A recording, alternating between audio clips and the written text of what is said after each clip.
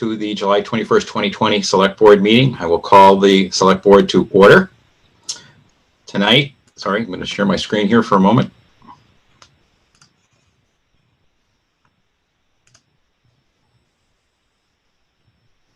Sorry, the computer's feeling the heat. There we go.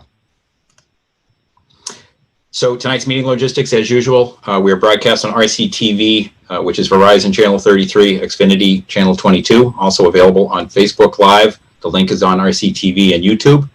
For public comment, our usual policy, we allocate 15 minutes for public comment at the start of the meeting. Tonight it will be at about 7:20. It must include your full name and address, not include any disparaging comments, have content of no more than 2 minutes, and I ask that you direct your comments to the chair. In order to speak at our meetings, we ask that you have let us know this by 5 p.m. on the night of the meeting, so that would have been 5 p.m. tonight. We have a couple of opportunities for comment, but I believe that the focus, the initial focus is going to be just on the general public comment. I just want to highlight the resources once again. If you're ever in an emergency situation, you're dialing 911, but you can come to the Reading website, get all sorts of information related to COVID-19, but also all the resources of the town. There are specific emails that are listed for specific questions you may have, and there's also the ability to contact by phone with a series of options that range from getting help to offering your services as a volunteer, to getting onto the Code Red system, to reporting any businesses that are not following state or health board guidelines. Tonight, as usual, we have a full agenda. I'll give you kind of a quick overview of the meeting. We'll have a very brief COVID-19 response this evening. I'll introduce Carrie Donnell to the board, who is on the Board of Health. Bob may have some comments also from Command. We'll do liaison reports, and actually Bob has a couple of updates to add there. About 7:20, we'll go to public comment. 7:35, we will have a discussion about the parking lot on Main Street and the tent that's up at Venetian Moon. Our plan is to wrap that up at 8 o'clock, at which point we have a public hearing, a transfer of a liquor license from the Stop and Shop location. All the information is in our packets on that. There may be a speaker on that. At 8:05, there is a request to approve some internal borrowing for a sewer project that Bob will run us through. At 8:10, we have a second public hearing that will open, pay in class related to the benefits position that town meeting approved recently.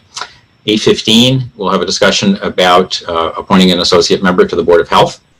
At about 8:20, MassDOT is going to provide a project update for the trial and road diet on Route 28. About 9 o'clock, we'll have an update on green communities, a little bit about sustainability. We'll have participation from Julie Mercier on the town side, David Zeke for the Climate Action Committee, and Dave Talbot, who is a member of the Board of Commissioners for the RMLD, is going to join us and have a couple of words to share as well. We should be finishing up. Our target is just before 10 o'clock to go through. We can talk about final agenda items for the future. So, as I mentioned, we have a full agenda. I want to make sure everyone knows tomorrow night the board is going to be meeting for a retreat. The only agenda item is how we work together as a board. No votes are expected other than for adjournment at the end of the meeting. The public, this is a slightly different structure. We are going to set this up as a webinar. It will not be on RCTV. You are able to participate in the sense of you may watch and listen to this by registering for the webinar, just as we did for town meeting, basically. And you'll become a participant in the meeting with the ability to listen and see what's happening. The way you do this is there's a link that I have on the screen now, but it will be on the town website in the agenda. You can just go to that. We ask that you do that by 5 p.m. tomorrow, Wednesday, in order for you to be able to join the meeting at 7. This involves you getting registering kind of who you are, name and address. You'll get a confirmation email that has information on how to join the webinar. We will not be on RCTV, Facebook, or YouTube, and there is not a plan for any public participation at this meeting. So it's a public meeting. You are more than welcome to watch and listen to it. Okay, with that, I'm going to bring us back over here if I can stop sharing. There we go. And I think next on the agenda is COVID-19 update. Let me introduce, if I could, Carrie Donnell from the Board of Health. She is a new member of the Board of Health, and so she is here tonight kind of to say hello, offer a quick update. So Carrie, let me turn it over to you. Hi, thank you, Mark. Yes, I am new. I think it's my third week, and I don't count meetings because I was very impressed with how many meetings and how hard the board had been working since March 11th. But our update, we've been very busy. We review protocols and offer guidance as needed by the town. We have recently, when we entered phase 3, step 1, we're able to okay sports for youth and amateur games. There's some variations in there, but we've been working with recreation on permitting the fields.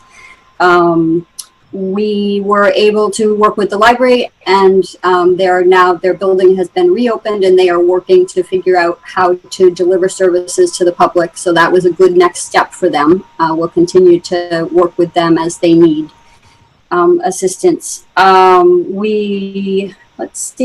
Civic function permits that are granted by right now have an additional COVID-19 review process just for issues of social distancing and making sure there's awareness about sort of flow and the like. So people who have applied before might see a new piece to that.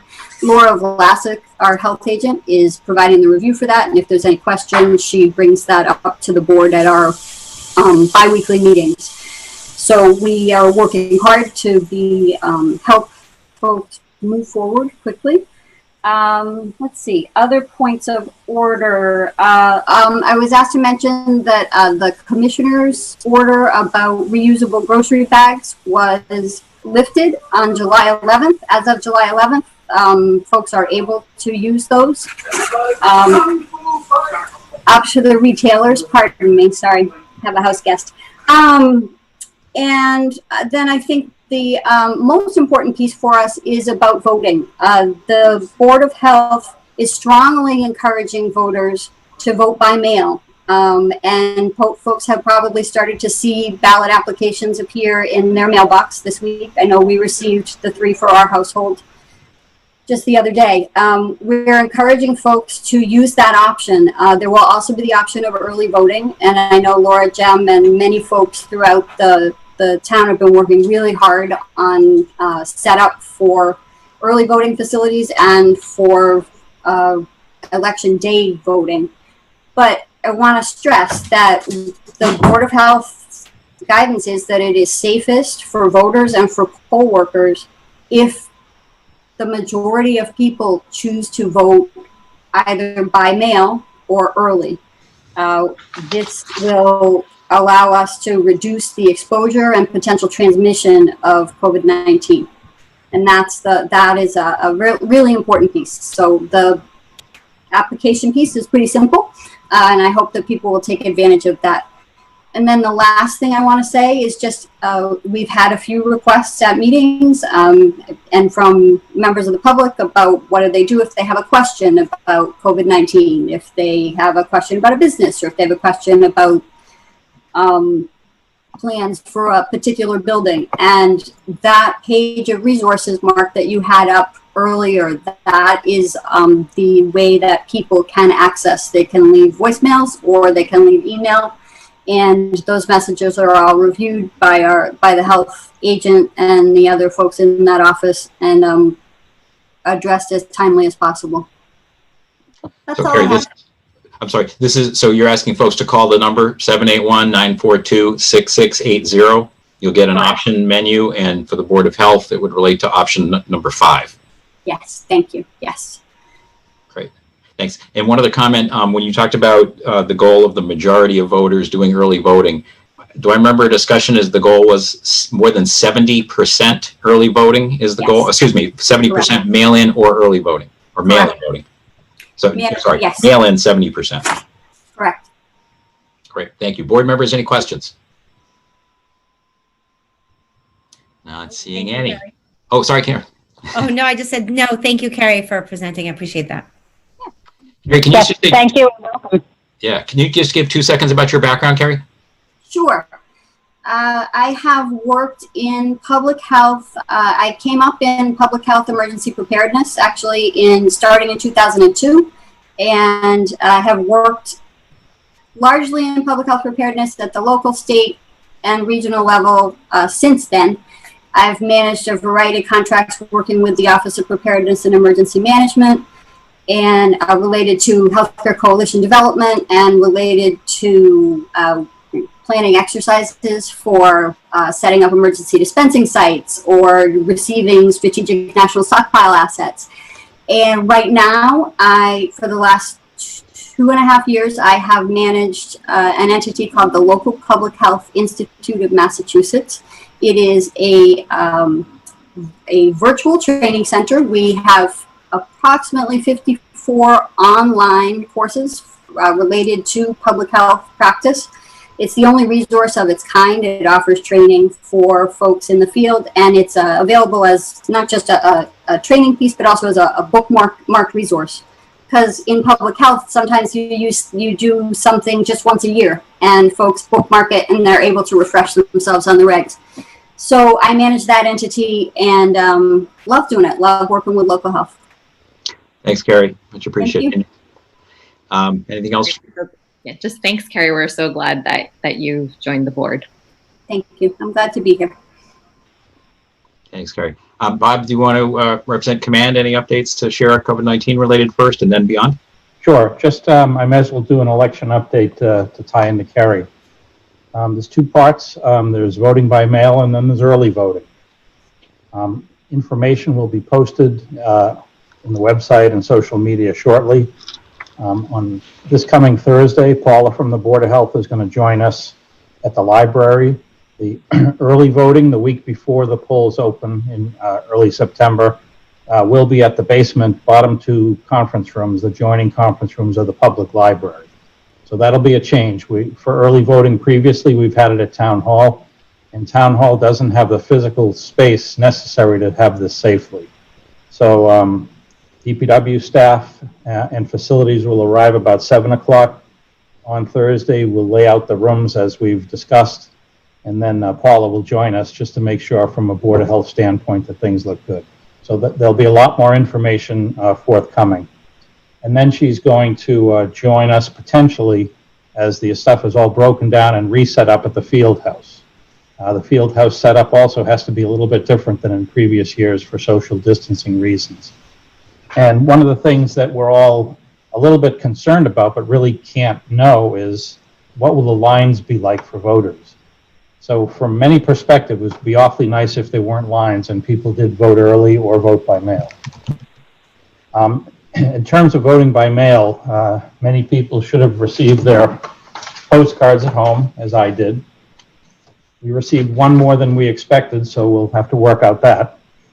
But in general, the voting by mail application has three options. It says ballot requested for September 1st primary, September 1st, 2020 primary, November 3rd, 2020 election, and then the third choice is all 2020 elections. It's pretty simple. If you want just the state primary for September 1st, you check the first box. If you want the federal and / state election on November 3rd, you check that box. But if you want all elections, which would include those two plus a local election on September 1st, then the way to get that is to check the third box. So just to emphasize, and this will go out in social media probably tonight, Laura's working on it. The September 1st box will only get the state election because that's the way this is set up by the state, and they need to also know which party, which primary ballot that you want.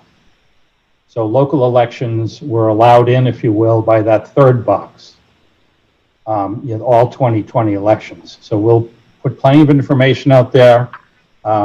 We have got a few questions already because these started arriving in the mail.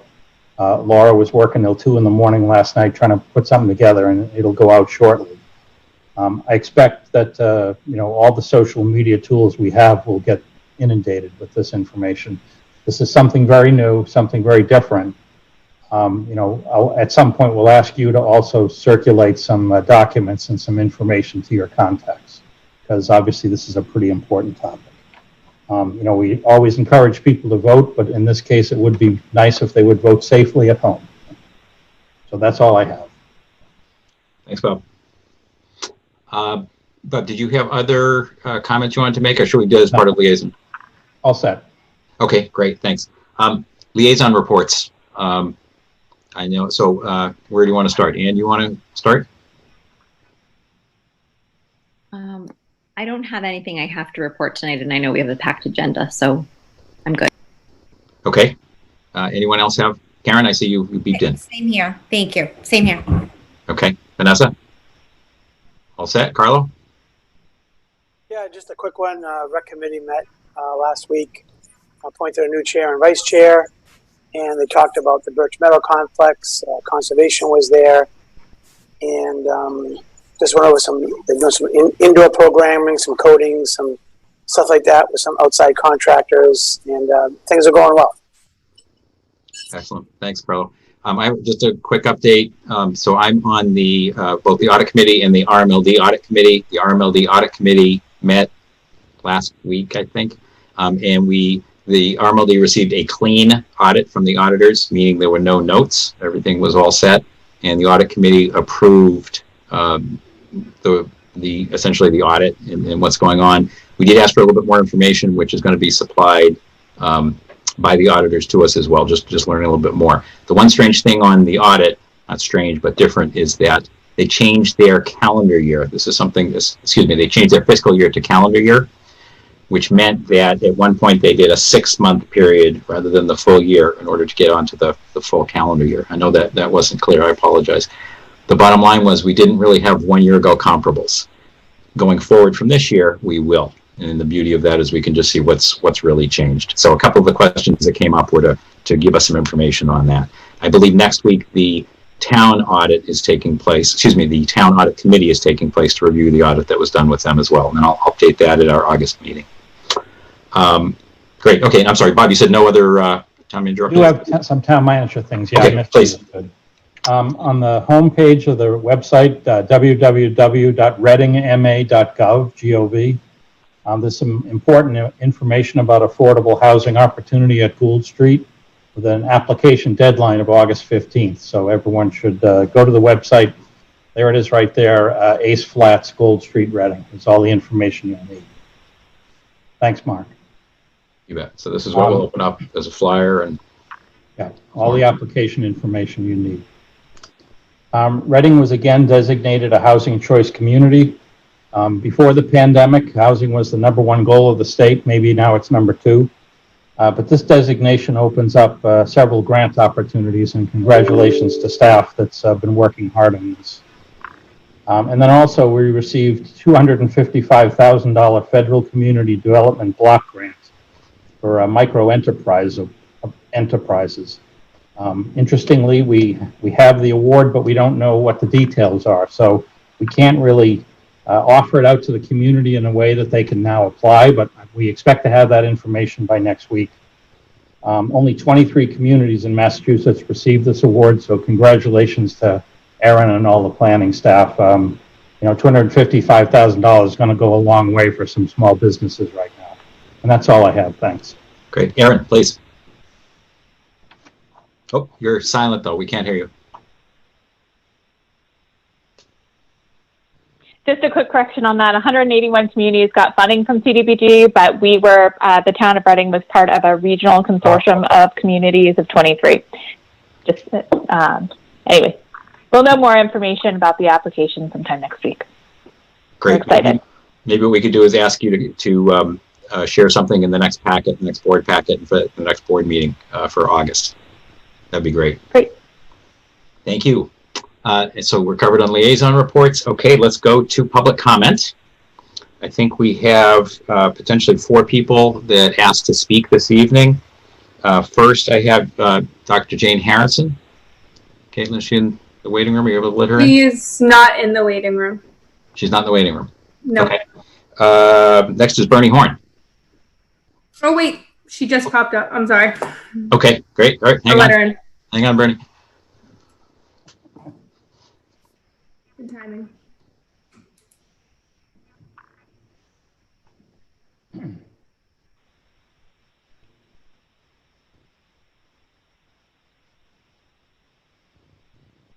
Dr. Harrison, are you able to hear us? Yes, I am. Hi there. Good evening. Welcome. Please, you're on. Thank you. Thank you very much. Well, we're here again. I hope this is near an end. Week 5 of the parking lot closure. I'm hoping before the board votes tonight, I want to reemphasize that August is a busy time for my business. My clients are fed up with driving around looking for parking and then walking in this heat, oftentimes carrying their pet. Everyone negatively impacted by this agrees that August 3rd is a reasonable time to take this tent down. We have all made concessions for the tent and the lot closure, and now it's time for Venetia Moon to concede to our needs. And I want to thank you for letting me speak to this issue tonight. Great. Thank you very much. You're welcome. Next, I think, is Bernie Horn.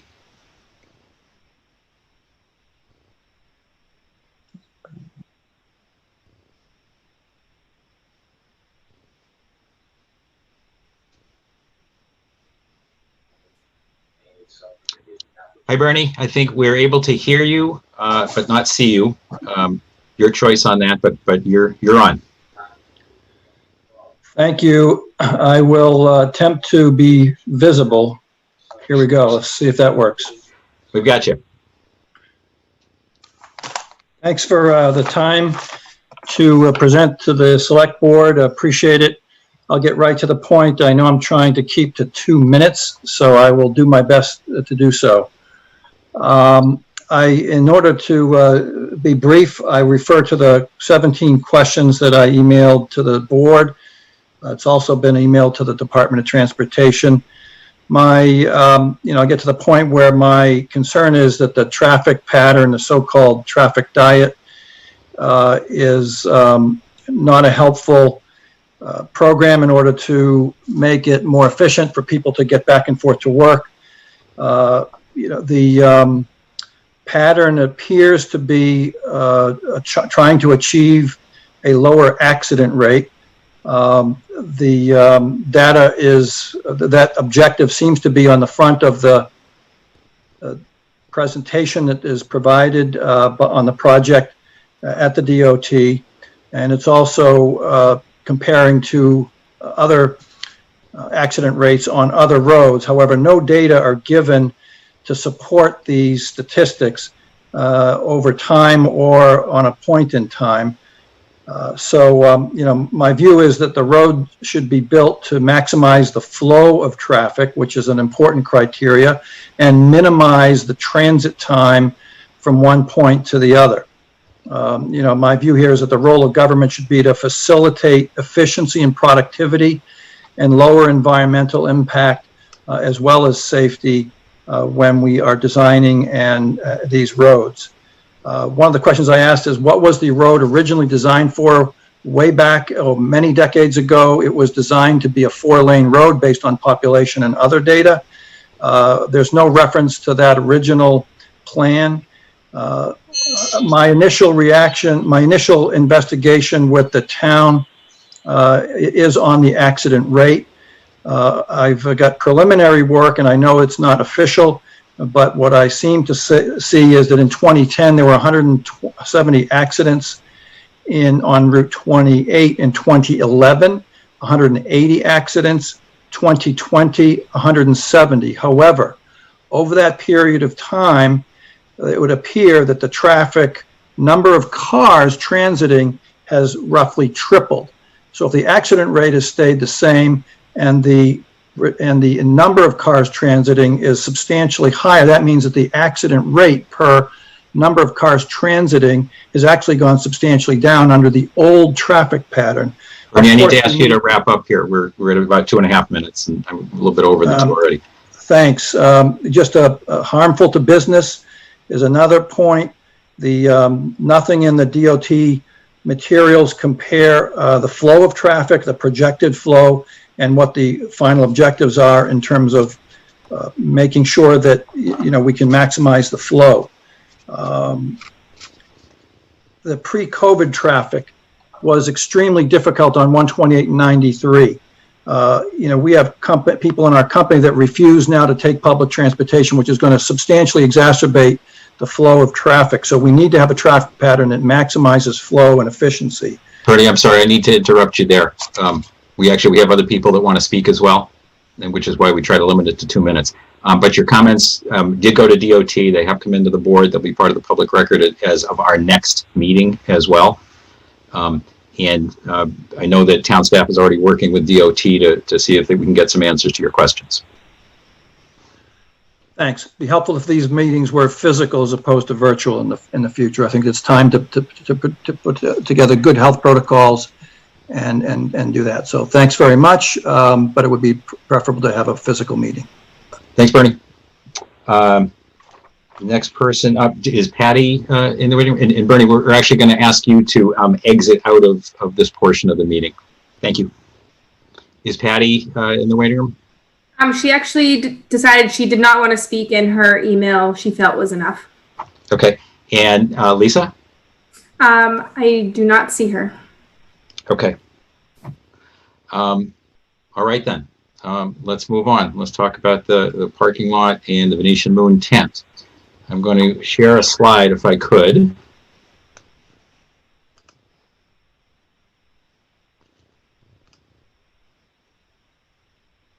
So here's what I would suggest that we do tonight. We have this on our agenda to work on it from now till 8 o'clock. What I'd like to do is give a quick overview of the situation, talk a little bit about some of the opportunities that town staff explored as part of these activities here. Then we did an outreach, had some discussions with all the local businesses. The board had authorized Carlo and I to do a little bit more work on this.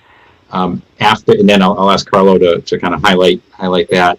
Then I think we stop and allow for questions and comments from board members. And then I think we move to a vote. I think that's how we should proceed on this. So in terms of situation, I thought it very helpful, given the volume of letters and things that have been coming in, just to give a little bit of a backdrop on things once again. So the town, in an effort to respond to what's going on with COVID-19 and the amazingly harsh impact it's had on lots of businesses, and restaurants in particular, established a group called EAT, which was meant to be an expedited action group. And as part of that activity, the town, with the support of the board, worked very hard to try to find opportunities to help out restaurants, to see where the opportunities would be. One of the things that this expedited program did is it tried to take a process that in the past could take at least several weeks and bring it down to a much shorter period of time. The reasoning for that being it's summertime and there was an opportunity here. As part of that activity, one area that we looked at was this Main Street parking area, and an opportunity to see if the businesses there, the restaurants there, would like to take advantage of the situation and find some way to get some business back, because they basically had been closed other than for takeout. So we went through a process. The Venetian Moon made an application. There were other local businesses that have also been participating in that program as well, but we granted a license for both occupancy and for liquor, and then a tent was envisioned there. Going through the process, we learned a little bit more. What we learned is that we couldn't have a tent and parking and transit going through there at the same time. It really was going to be one or the other. It was 100 or 0. And in the process, we allowed for some notifications, but not enough. And I think the board has acknowledged that the process didn't work as well as it needed to. We moved quickly to get things done, and the tent went up. We since heard a lot of feedback from a number of other businesses that are involved in that Main Street area, and we've heard from a lot of residents who shared their opinions about how that area is getting used, pros and cons. As part of our last meeting, the board had a discussion, and we looked at many of the options that the E team had already looked at to see what was possible. And again, I want to emphasize, it would have been great to have a tent plus parking. But that was a no-go from a public safety point of view. It wasn't possible to do that. It wasn't possible to have some spots available for parking and still have a tent. So unfortunately, that wasn't an option. There were some other options pursued, and the board asked the town to go back also and see which of those were viable in terms of mitigation. Mitigation meaning, what could we do that wouldn't be a tent but might still help a lot of the businesses in that area. One of the concepts is called a parklet. I'm not sure who coined that phrase, but it's a little park. The town put together some sketches for this that might allow both the Woburn Street area as on one side of the street, as well as in front of Venetian Moon, Cafe Nero, and potentially Remax as an option also. And there were a number of other options that were looked at in terms of mitigation, how we might be able to help out some of the other businesses that were there. So at our last board meeting, we had a discussion, and the board requested or allowed Carlo and I to do a little bit more outreach in conjunction with the town to talk to the businesses that were impacted by the situation. And we got some feedback. Again, we spoke with both Venetian Moon as well as a number of the other businesses. And obviously, we've been receiving emails from many of these businesses as well. Why don't I pause with that? Carlo, do you want to talk a little bit about kind of where we were, where it went? Sure, thanks. I think another good thing to mention on top of safety was fire code. Fire code was a big part of not allowing a smaller tent and some parking. That would have been a win-win for everybody. Smaller tent, put up Jersey barriers, but again, I think we mentioned this last week, that option was exhausted based on the fire code, and speaking with Chief Jackson, that was not an option. So the parklet option became the best option with tables, chairs, and umbrellas. Mark and I physically went to meet with Lisa and just to look at the area in person, meet with her, get a sense of what was going on there while she was open for business.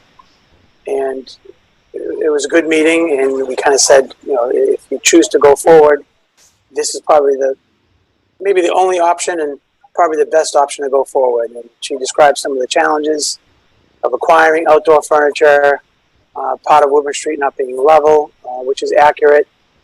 And then we followed up again to ask if she wanted to pursue this. And we really kind of didn't have a firm answer on yes or no.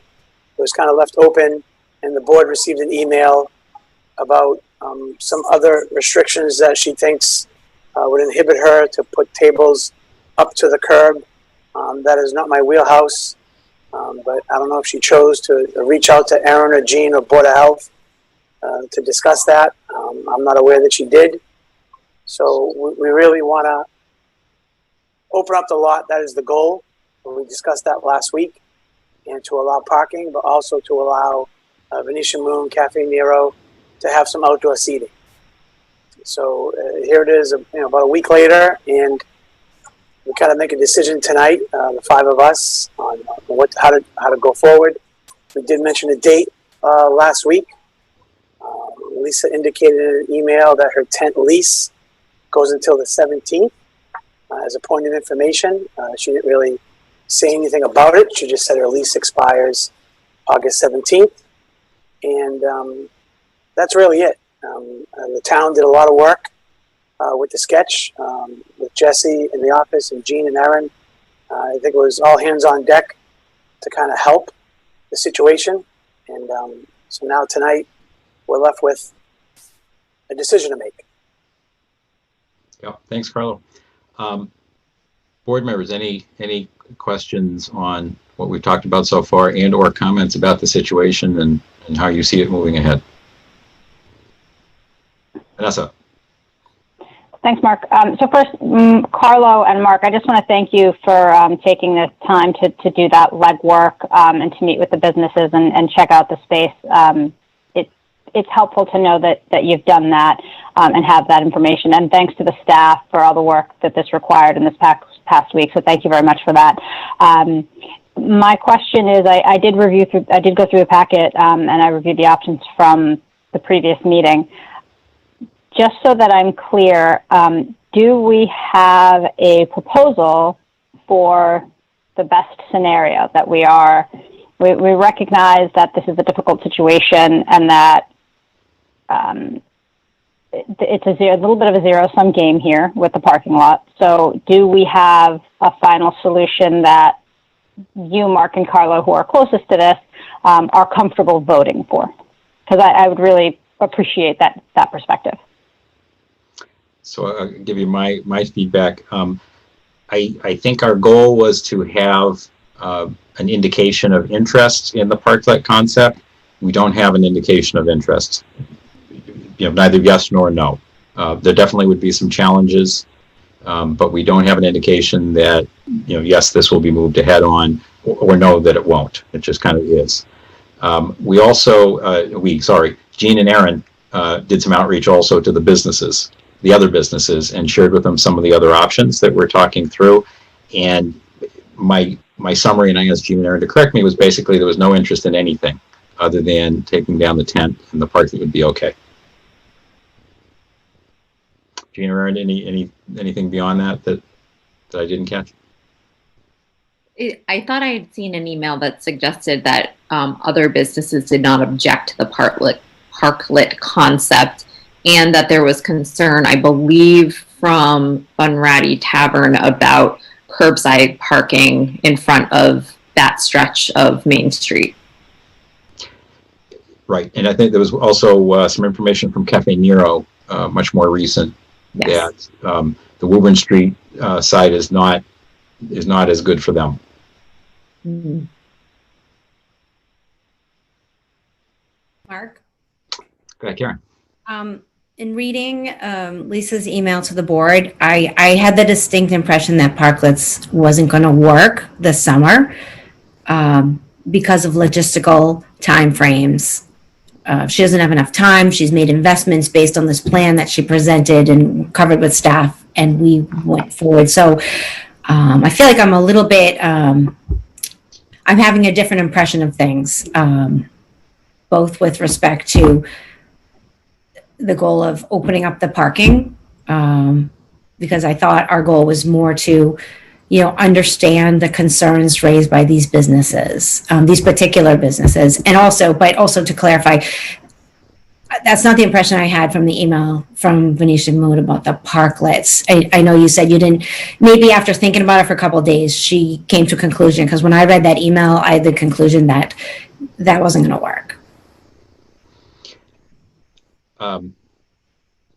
So we don't have an indication that it will, and she did definitely raise some questions and concerns about equipment, about transitioning.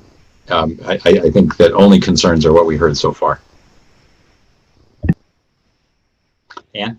So in thinking, I've done a little bit of thinking myself in sort of the history of how we ended up here, and thinking back to kind of our original vote, which was taken based on an understanding that abutting and area businesses had voiced support, or at least lack of objection.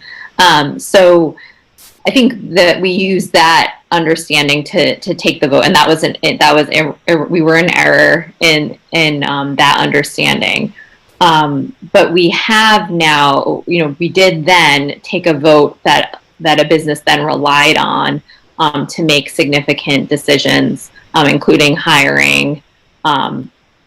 So I'm struggling a bit, and certainly would welcome any recommendation that that Mark and Carla, who worked on this most closely, have in terms of how to best balance the interests that because certainly there are very legitimate interests in terms of access to handicapped parking, access to parking for people who are bringing sick animals to their veterinarian.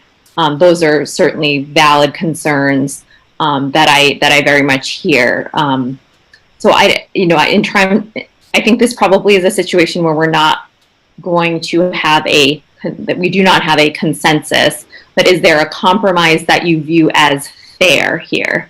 And I think last week we've been thinking August 3rd was kind of, splitting the summer in the middle to a certain extent. Now, Lisa's saying that August 17th is the date that she has the lease until we heard from Dr. Harrison tonight. She thought August 3rd is a fair date. But based on all of that, Carlo and Mark, is there anything that, did the two of you come up together with a recommendation or suggestion for a date? Is August, did anything you learned in the past week cause you to reconsider August 3rd?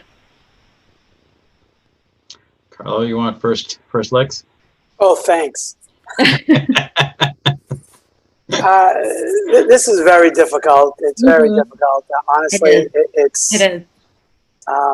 I'm not going to lie. It's very difficult. So we made a commitment, but was it the right decision? Right. That's the big question. It's gotten very divisive, and it's through all the emails that have been submitted, which probably are approaching 50 now, the past couple of weeks, maybe more. And a lot of them have been cordial and nice, and some haven't. And that, I don't really weigh that too much in my thought process. I just weigh what is the best for the whole town. This is a small part of the town, but a lot of people go to that CVS. A lot of people use that for downtown for other reasons, for appointments. And we have the back lot, we have Main Street. So there's arguments on all sides, and that's what makes it more difficult. But no, did Mark and I discuss anything in detail beyond August 3rd? No, we didn't. We knew that from previous comments that it was a month-to-month rental based on the 17th, June 17th to July, and July to August. Okay. And so Lisa kind of confirmed that in the email to us. And I'm sad to see that it's been pitted to Dr. Harrison and to Lisa, which is not fair, in my opinion. It's really become, let's fight it out and see who wins. And whatever we decide, we're siding with that person or that business, which is not the case in my mind. It's 25 spots. It's a lot of parking that we took away. As I mentioned to Mark in a personal meeting, it's not like we took 8 spots on Main Street like some other towns did, and we left the cobblestone area. It's not like we took Woburn Street to begin with, and that took away the 4 spots by Tim Bucket. We took a lot. We closed off a lot, and I think that's been the big issue for a lot of people, business owners and residents. So, long story short, no, we didn't really dive into, do we pick August 17th? Do we split the difference? We presented Lisa with the sketch, and to hope that would, make her think about what to do. And obviously it did. And outdoor furniture probably is scarce. It's for a brief amount of time. What does she do with the outdoor furniture after? It's not going to go inside the restaurant.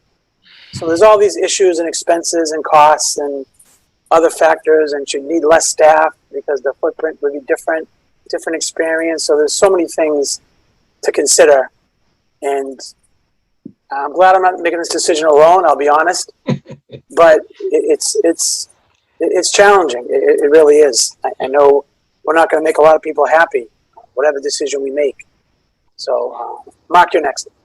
Thanks, Carlo. So, Carlo stated it nicely. I think that there are, we learned a lot more about what's going on. We learned that a lot of the furniture that's under the tent is new indoor furniture. It can't find a place outdoors. It's not going to work there. So that's why it would require new furniture, and it'll require storage. So, there were some expenses, I'm sure, that were incurred to make the tent work. I think the other part that became clear to us, and we saw it in a lot of emails, is that the parking that is going on in that general area, we would want to make sure in whatever ways possible that employees, construction workers and things like that aren't utilizing the spots in that area, in that back lot, because it's not intended for that. It's not labeled for that. And so that's an issue. And if that's taking up spaces, then that could clear out some of the clutter also. So I guess the conclusion I came to is that it's terrible that we had to take away that many spots. I think that it's not that there isn't parking. I think that it's less convenient parking. That's kind of where I came to on things. I'm sad that it's become a bit more of a battle of letters and things like that. I wish that wasn't the case. But we're kind of thrust into the role of Solomon, as a couple of people have said to me, using that term exactly. We've got to figure out a compromise that can work here, that can work the best. And as I said to Carlo early on, there are two possible scenarios. One is that we can make kind of a harsh decision, and one group will be happy and the other very upset. The other is that we're going to work for the best compromise, and we'll have everybody upset. And it's more likely that that's the direction we'll go, in my opinion. It is what it is. So, what can we do? I think Carlo laid it out. I think that we can't let the tent stay up through, certainly not through November, probably not through September. We've suggested a couple of different dates that are possible. I think, the 3rd, the 10th, and the 17th probably are the dates that make the most sense to put under consideration, in my opinion. The 3rd is kind of what we intimated to see, if that would prompt pickup on parklets, and it didn't. So, there's the chance that parklets will still happen, whatever decision we make tonight. There's also a pretty distinct chance it won't. So if our mission was to, hey, the parklets are here, we can't say that that's going to happen. We don't have any indication from the owner that she'll apply for that. So I think what we're going to need to do is pick a date to revoke the permits, and we can put in a stipulation for the potential of a new replacement permit that could follow along parklets or another idea. I think that's where we are. I think we've got to decide, it's, in my opinion, 3, 10, and 17 are kind of the possible dates. 3 is what we signaled, 17 is the lease, and 10 would be right in the middle. And that's kind of where we are. I think we do need to make a decision on this, however, tonight and in the next 10 minutes. So I would ask the board kind of one more time, let everyone kind of have their say, and then I think we take a vote. Vanessa, I saw your hand first. Thanks, Mark. I think one of the things, I've done a lot of thinking on this, and it really is a tough position, and I'm sensitive and sympathetic to all the businesses that are affected by this. I think one of the things that we as a board need to consider is we as government made a decision, and for better or worse. And I am a little concerned about the perception of the reliability and consistency, because we made a commitment, I think ill-informed, but we made a commitment to a particular business. And to go back on that could hurt our credibility as well. And I say that from the perspective of the people in town need to be able to rely on us. So as we consider the date and compromise in this sort of sticky situation, I want to sort of keep that in the back of everyone's mind. Thanks, Vanessa. Ann? I didn't mean to cold call you. You were off mute. I thought you wanted to speak. Sorry. Someone else is welcome to speak. Someone else is welcome to speak. Karen? Sure. Carly made great points. We need to be thinking about what's best for the town, what is best for our downtown during a pandemic. I keep thinking about what my mother and other parents have said. I love all my children equally, and I feel like a parent of toddlers at some points. But I can't love them all the same because they have different needs. So there's no way we're going to make everyone happy tonight. And I'd also, I agree with what Vanessa said. We made a decision based on long-term what was good for our community, what was reasonable based on the work that a particular petitioner had done and come to us. And so there was an error in the process, and I think we fixed that going forward. And we're going to try these things to survive this panic. And some of them are going to be on target, and some of them are going to need to be adjusted. And that's the way the world works. My opinion is that after driving around, by the way, last Friday and seeing other businesses using the cobblestone area and seeing the amount of foot traffic and the amount of parking, which I documented with photographs, there are a couple of places that are tight, and specifically Main Street right in front of the businesses. There's only like 6 spots there. Everything else is 30 seconds away. And again, I just want to reiterate, I'm a small business person. I think we have 2 others on the board. every single business in this country has been impacted by this pandemic, and we need to help each other out. And in that spirit, I would like to enforce the parking in this area to make sure that it is being used appropriately. And again, it's a balancing act, because one would think during the summer and during a pandemic we could not enforce parking, but we're going to need to enforce some parking, so we can do that. Aside from that, I would like to stand firm with our commitment to Venetian Moon and keep that tent up as long as possible. She has said, again, in another email tonight, no later than August 30th. And she and other businesses, you know, they're trying to figure out what is the winter going to look like. And anybody who's listened to the news this week has heard 20, 25-year-old restaurants just not opening enough. And they're the businesses that are failing. They weren't essential. No one wants to go inside yet. And we don't know where this pandemic is taking us. So for those reasons, I think for the good of our community, we should allow this business to continue with her license as long as possible. And I would support motions to that effect. Thank you. Carlo?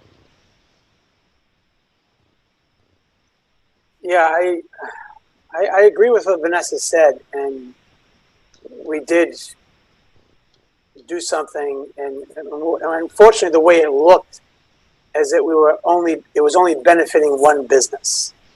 And yes, Cafe Nero is using the cobblestone lot and part of that bump out and chairs and stuff like that. And the commitment too is to the town. And that's where I'm struggling on a date.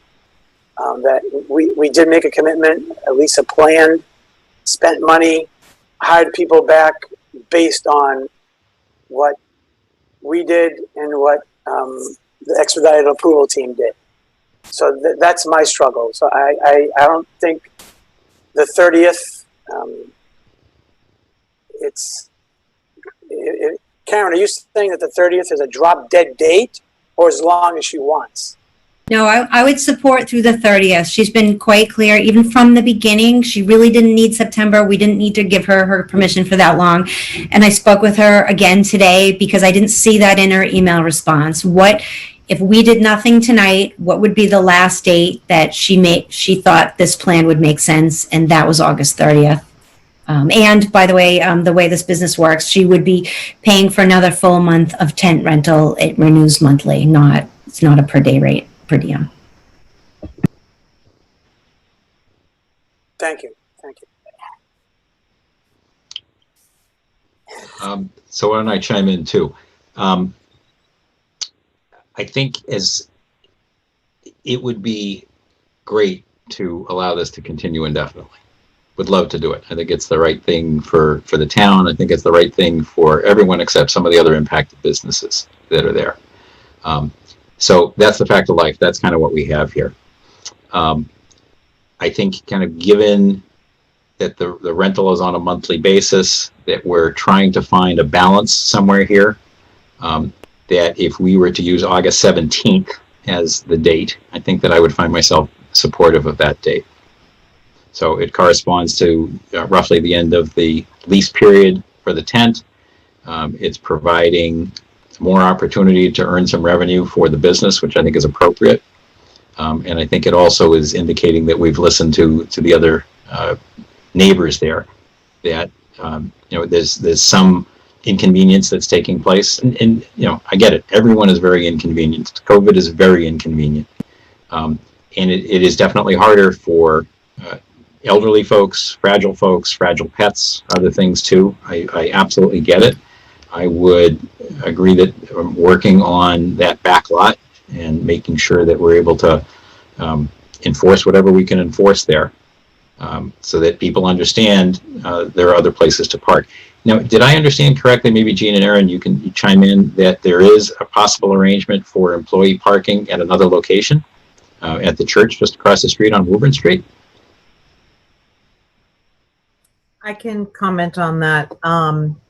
We do have a document that we've circulated, but we have not heard back.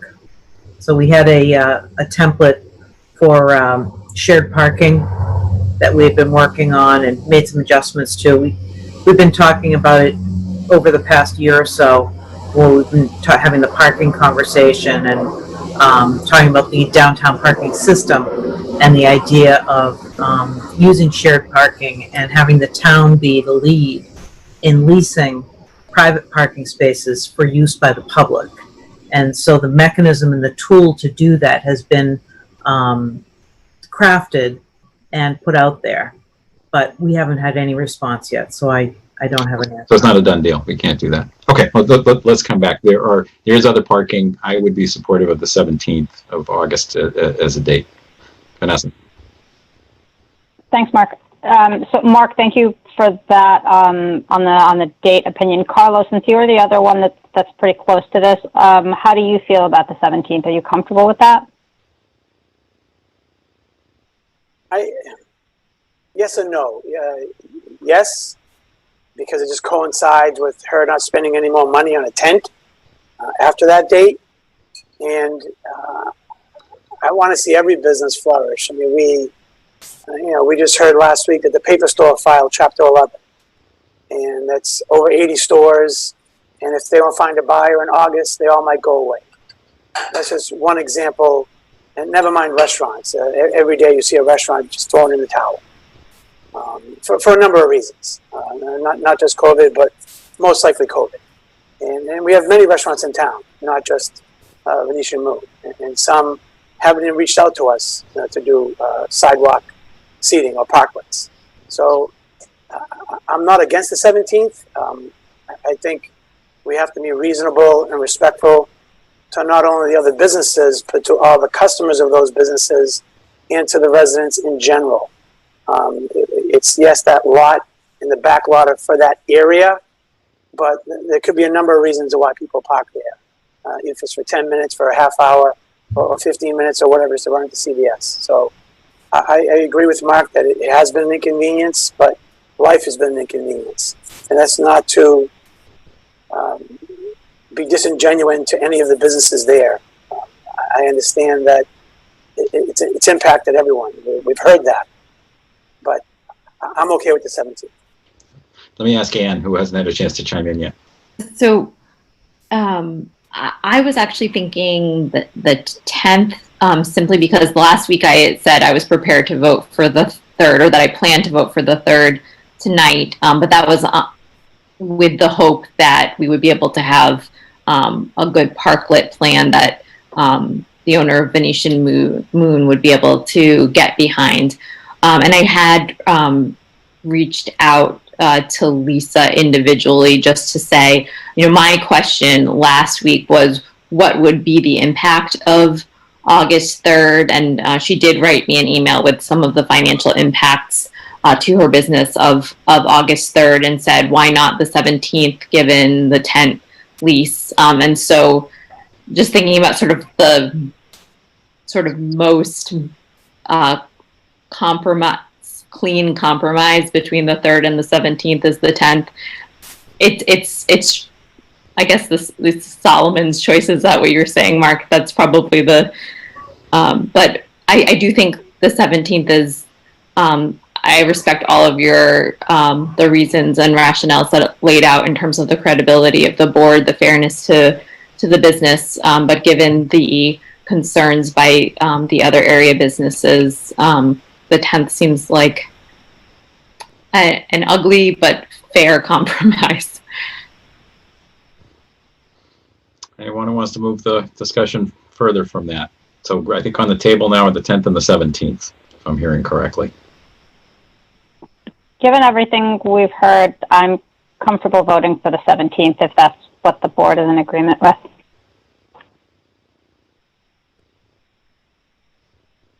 Any further discussion? I'm sorry, go ahead, Carl. No, I'm good. We need to move forward. That gives Lisa even more time to still do a parklet, if she so chooses, because that's still on the table.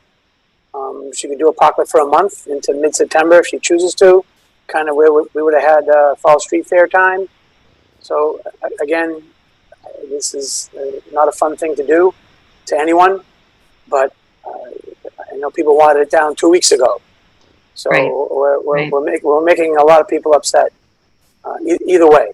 But we're taking a lot of money away from Venetian Moon, and that's my my dilemma. I would love to keep it up the whole time, but I think we have to be fair. And I'm not saying this is fair, but the 17th gives her much more time to plan, to secure some outdoor furniture.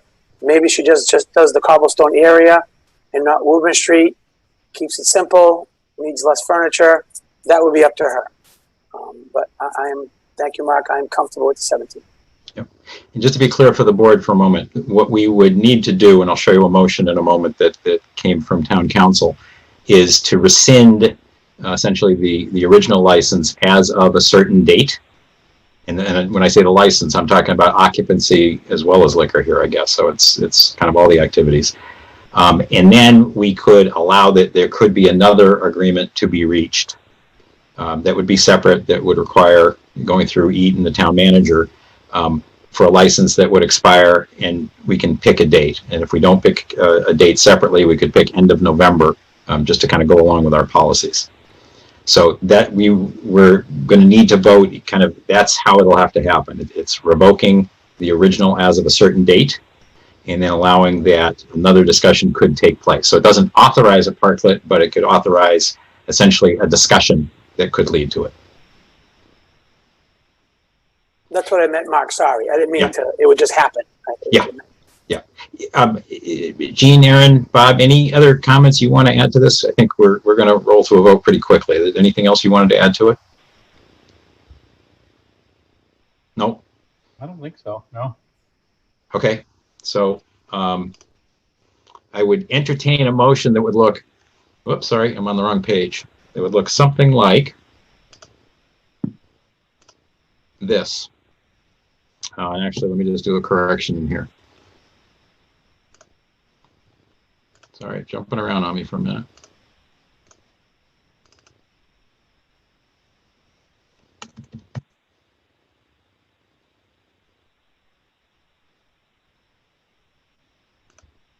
Okay, Carlo, can I ask you to read this motion, and let's just make sure that we've got, whoops, sorry. I'm trying to get it to come up. It's just not behaving at the moment. There you go.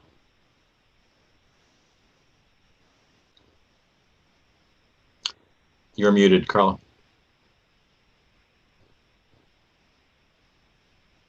You're still muted. Okay. I can't read the whole motion because some of my the screenshots are in it. If you could make it smaller, I don't know what to do here.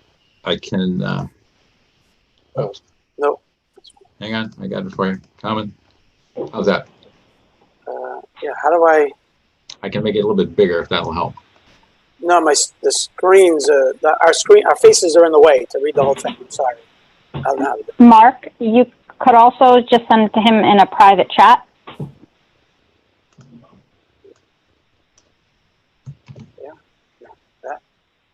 Hold on. Okay, I got it. Sorry, Mark, I got it. Sorry. Okay. I need a tech support. Sorry. Okay, didn't mean to laugh. Sorry. Are we ready?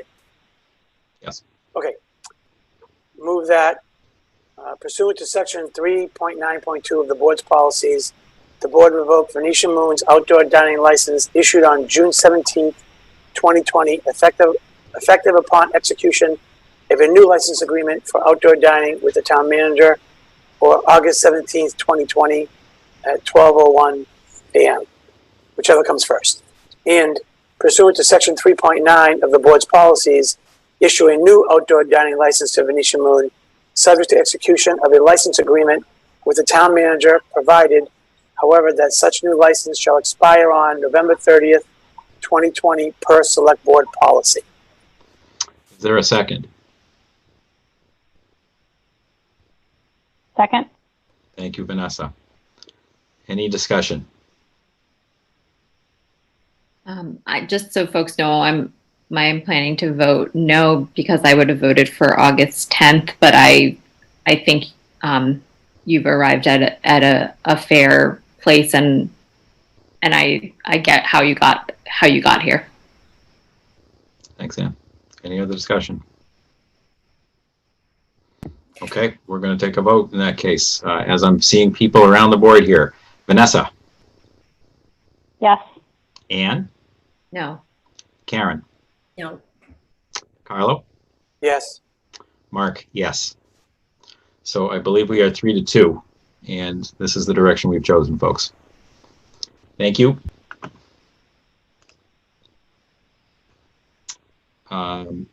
Okay, we're going to move on to the first public hearing. Carlo, are you able to see this screen, or do you have a copy of this from the package?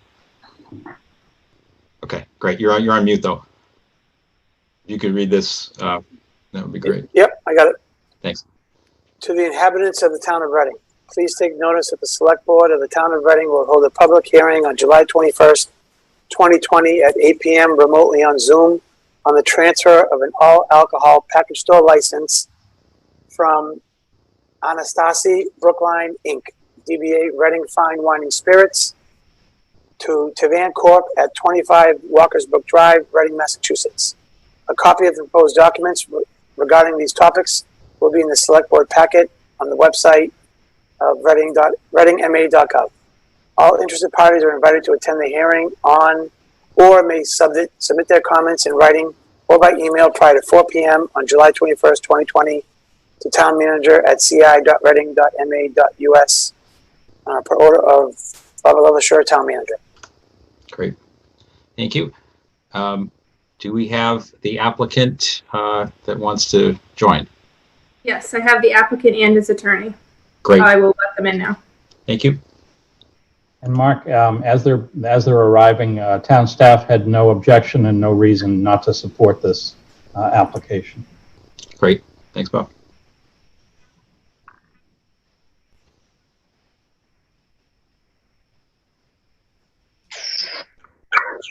And folks, so we have Jagar and Matthew. Hey, Matthew Porter here. Yes. Hi, Jake. Sorry, I'm looking. There we go. Hi, folks. Good evening. How are you? Well, thanks. Thanks for joining us this evening. You're in front of the select board. Thanks for joining our Zoom meeting. Great. Maybe if you might introduce yourselves to us first. Sure. So my name is Matthew Porter. I'm the attorney for T-Bond Corp. Along with me today is Jigar Thacker. Mr. Thacker is the president, 100% shareholder of T-Bond Corp. Along with him is his wife, Vanny Thacker, who will be the manager of the location. Nice to meet you, folks. Thanks for joining. So we have in our packet. Does that mean it's making noise? My audio is terrible. Sorry. Feedback, I think, on your Yeah, Bob, can I turn it over to you for a second? I'll see if I can fix my audio. Sure. Do you think that was enough? I think it's still bad feedback. Okay, is this any better? No, not really. Are folks able to hear? I am. Thank you. What does work? Maybe if Matt could mute his volume for a second so we could check that out. Yeah, sure. How does that sound? Much better. Yeah. Okay, so Matthew, we're going to ask you to unmute when speaking, but otherwise stay on mute, and I think we'll be in a better spot here. So in the board package, we have the information on the request. So this is, make sure I have it correctly, this is a transfer in ownership, transferring the license that's physically located at the Stop and Shop on Walkersbrook Drive. Is that correct? Oh, Matthew, you've got to unmute to speak. Sorry. That's correct. Yes. Great. And we just heard from, and I'm going to ask you to mute back again. Thanks. And so we heard the town doesn't have any concerns about this. I believe the paperwork is all in order. Does the board have any questions for the applicant? Hi, Jigger. Nice to meet you and your wife. Hello. Do you own any of the locations? So no, this will be our first location for the ownership. We do have a familiarity with the business and the operating. We have a family member who owns and operates the liquor stores, so we are pretty much familiar with it. And we both of us are tip certified and excited for that opportunity. Great, thank you. Congratulations. Thank you. Other questions from the board? No. So appreciate you folks coming in and joining us tonight. One of the things that the board has made a point of, particularly in the last year or so, is to, first of all, want to meet the operators, but also to reinforce the commitment of the board in having you vigilantly support the liquor laws of the Commonwealth of Massachusetts and the town of Reading. And in particular, our concern has surrounded underage drinking and making sure that identification is appropriately checked, and that our very strong belief is that it's a very important aspect of the license and the renewal of the license that takes place each year. And we ask you to commit to being very vigilant about this as well, and making sure it's a very high priority for you. If ever there are concerns or issues, certainly you can ask questions of I see Chief Clark is on the Zoom right now as well. If there are questions, Caitlin is involved with seeing the licenses that come through. We would ask you to be given a choice, always to be more vigilant than less, and to be very clear with any employees that they're appropriately trained, they understand the expectation of our board and the expectation of the town, and that we take this very seriously. We did have some violations that took place a year or so ago. Unfortunately, there actually was a repeat violation that took place at one point, and the board was very strong in its response about that. And we welcome you to the community. We want very much to make sure that you understand our priority about this as well. Yes, we do understand it, and I kind of completely agree with you 100% that the controlling that the kind of the minors and the kind of the people who we're not supposed to serve, right? Those are going to be the top priorities for us as well. Excellent. Thank you. Any other board comments or questions? Not seeing. Okay, I think I have a motion here. I do. 1 second, I'll post it.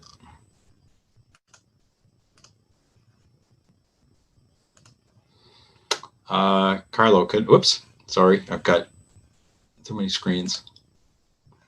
That one disappeared. Carlo, can I ask you to read the liquor license motion, please?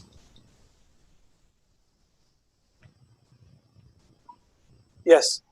Move to approve the transfer of the annual all alcohol package store license to Tavon Corp. at 25 Walkersburg Drive, Reading, Mass. Is there a second? Second.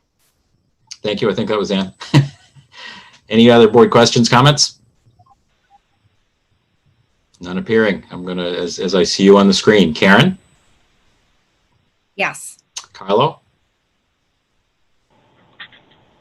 Yes. Vanessa? Yes. Ann? Yes. And Mark, yes. So we're 5-0. Thank you, board. Congratulations, Yvonne Corp. We welcome you to the community and look forward to your success. Thank you so much. Thank you so much. Appreciate it. Thank you for joining. Thanks.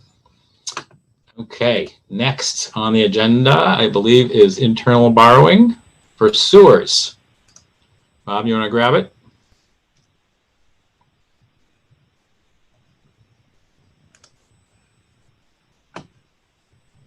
There's two documents in your packet that's relevant. This one is the town clerk's counted vote of the $2 million Sturgis Sewer Station Improvement article. The board will remember that we had a truncated annual town meeting, but this was an urgent matter to be done quicker. There are several other debt authorizations. I think there was 5 that were tabled till November. So although this one's urgent, we really would be better off to wait for all the debt authorizations in order to actually go out to the public markets and sell debt. It's significantly more cost effective to group all those debt authorizations together. We happen to have, because of our big free cash balance, we have an easy ability to borrow from ourselves. And that's the authorization that is requested. And this is from Sharon, is showing you that there's $11.5 million available. The request is for $2 million to be up to $2 million to be borrowed for the project. By law and by your motion to reinforce it, that internal borrowing must be repaid before the end of the fiscal year. So we must authorize permanent debt by next June 30th. The plan is to wait again for November town meeting and probably issue at the beginning of the calendar year. But we can't know for sure what might happen with future town meetings. But in any event, we would be obliged to issue this by next June, and we'll do that. But this is the far more cost-effective way to get this project started before next November town meeting. I don't know if the board has any questions. This is something that we've come to the board with many times in the past, but not recently. Karen, I saw your hand. Yeah, thank you, Mark. Bob, I just have a question. What is the pipeline left for needed sewer projects after this one? I'm sorry, Karen, could you repeat that? Could you give us a quick update on the size of the remaining sewer refurbishment project? The stations. I think this is number 4 out of 12. We hit the most urgent and the larger and more expensive ones first. I don't think there's any that are as large as 2 million that remain. And in the capital plan, they go out for another 10 plus years. Great. Thank you. Appreciate that update. Carlo? Mark? Please, Carlo. Bob, what are we, is there an amount that we're asking above the 2 million in November? Was the total amount? Well, in November, there'll be several other debt authorizations requested, and I don't remember the total, but I think the grand total is less than 10 million. So this is the only debt authorization that town meeting has approved so far. Okay, thank you. Other questions? One question, Bob. Do you envision any other projects that would fit into this kind of authorized but not issued debt that would encumber is the wrong word, but it would kind of it would be looked up against free cash as kind of I don't know if collateral is the right word. Yeah, there is one that's been authorized a while ago by town meeting and not done, and that's the water tank. You'll recall from a recent discussion, and I want to say that was either 4 or 4.5 million. When I asked DPW if we should authorize any spending for that tonight, he said absolutely not. The soonest that would be is sometime next winter. So potentially, we could come to the board and ask for some portion of that if November town meeting does not happen. Otherwise, I don't think we'll be asking anything of this board. Great. Thanks. Any other questions? None appearing. All right, let me go back to the motions.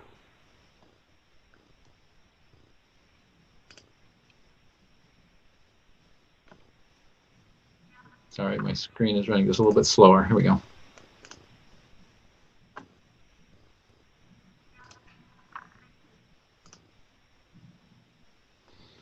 Carlo, could I ask you to read the internal borrowing motion? Okay, yes. Move to approve internal borrowing up to a total of 2 million for the Sturgis Sewer Station project as approved by town meeting in June 2020.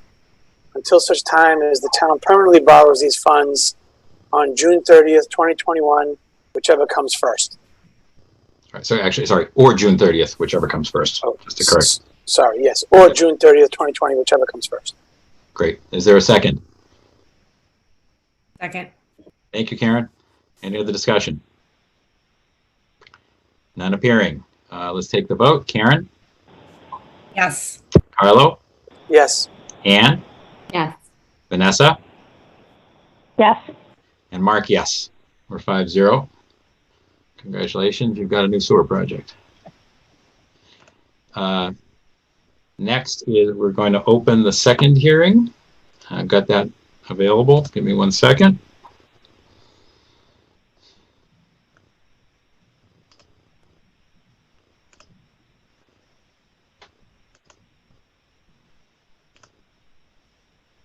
Carlo, are you able to see that one? Oh, you're muted. Yes, thank you. Legal notice, Town of Reading, to the inhabitants of the Town of Reading. Please take notice that the Select Board of the Town of Reading will hold a public hearing on July 21, 2020 at 8:10 p.m. remotely on Zoom to amend the FY21 classification plan. A copy of the proposed documents regarding these topics will be in the Select Board packet and on the website at www.readingma.gov. All interested parties are invited to attend the hearing or may submit their comments in writing or by email prior to 4 p.m. on July 21st, 2020 to townmanager@ci.reading.ma.us. Per order of Bob LaSure, Town Manager. Thank you. So that hearing is open. Bob? Or sorry, I saw Sean. Hi, Sean. Do you want to share a couple I'll slides? share the screen and start, and then Sean can kick off. Great, The board, and I don't recall if it was in May or early June, but before town meeting, the board already approved both a classification and compensation plan for FY21.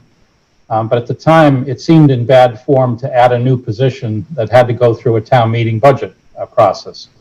So town meeting later in June did approve the budget, which did include, as you can see, somewhat in bold here under F, a benefits coordinator. So the only action that the board has requested tonight is just to agree to vote to amend your classification plan to approve that new job. And Sean is here, and here I can certainly answer any of the board's questions.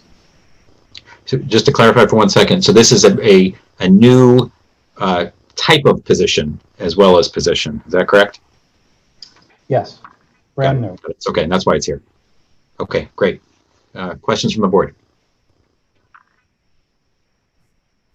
None appearing. Okay. Go back to. Oops, let me get rid of my screen here.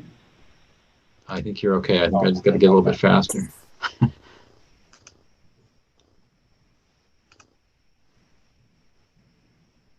Okay, Carlo, the third motion on pay in class, please.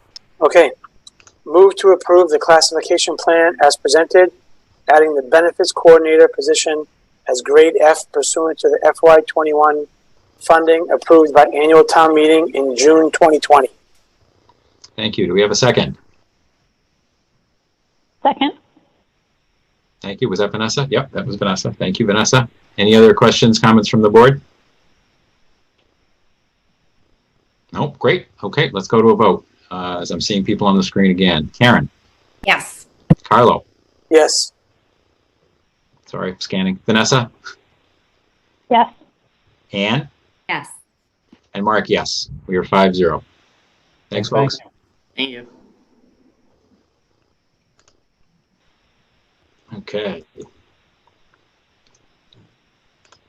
Sorry, my screen can't keep up with the evening here. Okay. Next on the agenda, vote to appoint an associate member to the Board of Health. So we asked at our last meeting, we had a discussion about how to approach this and whether the VASC felt it would be necessary to interview additional candidates or work with the candidates that we had already interviewed. We agreed at that meeting to work with the candidates we'd already interviewed. Make sure I've got the history right. The town then approached all of those candidates who had not been appointed to ask if they would be interested in serving in this role. We have one candidate, I believe, who has indicated that they would do so. And that kind of brings us current. So any comments from Carlo or Karen? Well, since we are a subcommittee, we could not talk to each other, so we didn't. And but we did both understand that Eleanor would give us some input. And anyway, since if there's only one candidate, anyway, what I'm saying is here, I don't know any more than you do. Carlo went ahead and graciously spoke to Eleanor. Great, Carl. Yeah, no, I did. I spoke to Eleanor, and I think at that particular moment, well, we didn't know the full situation. I think the packet came out that day, and then we found out later that Mr. Lopez was the tribute candidate. So tonight, as we shall appoint him, I believe, is to an associate position.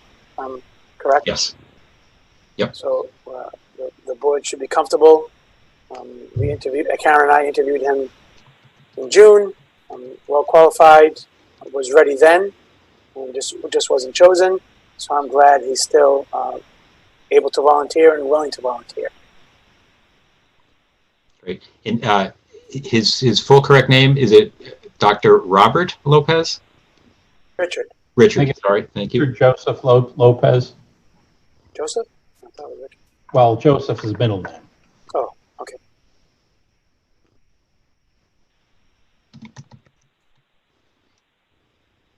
A very impressive resume, to say the least. Yeah, I think that we have been able to attract some exceptional candidates for the Board of Health, which is wonderful. Okay, any other comment from other board members? Not hearing any. Carlo, can I ask you to read the Board of Health motion?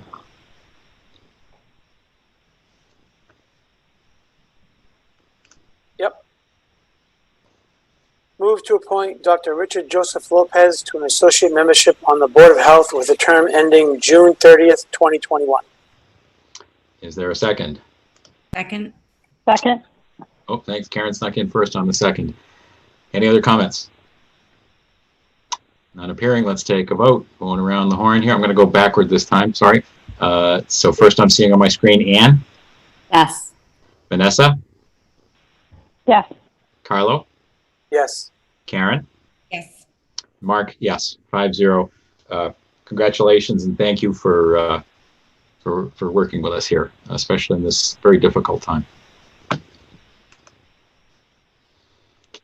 Okay.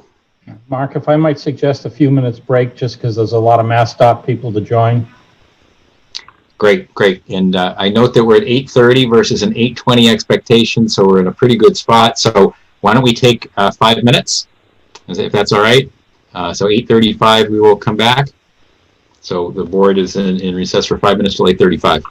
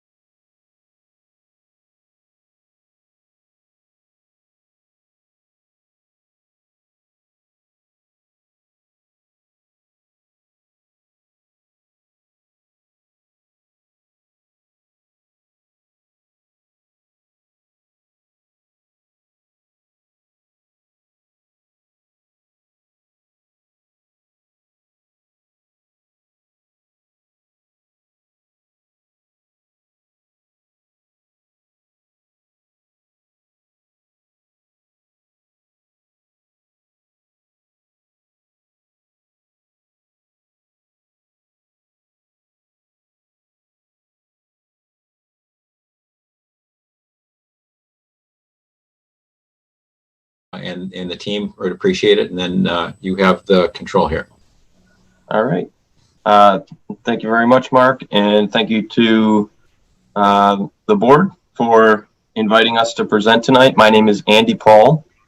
I'm the highway design engineer for MassDOT Highway Division, and I'm working with a team of folks on the Route 28 resurfacing and road diet pilot project in the town of Reading.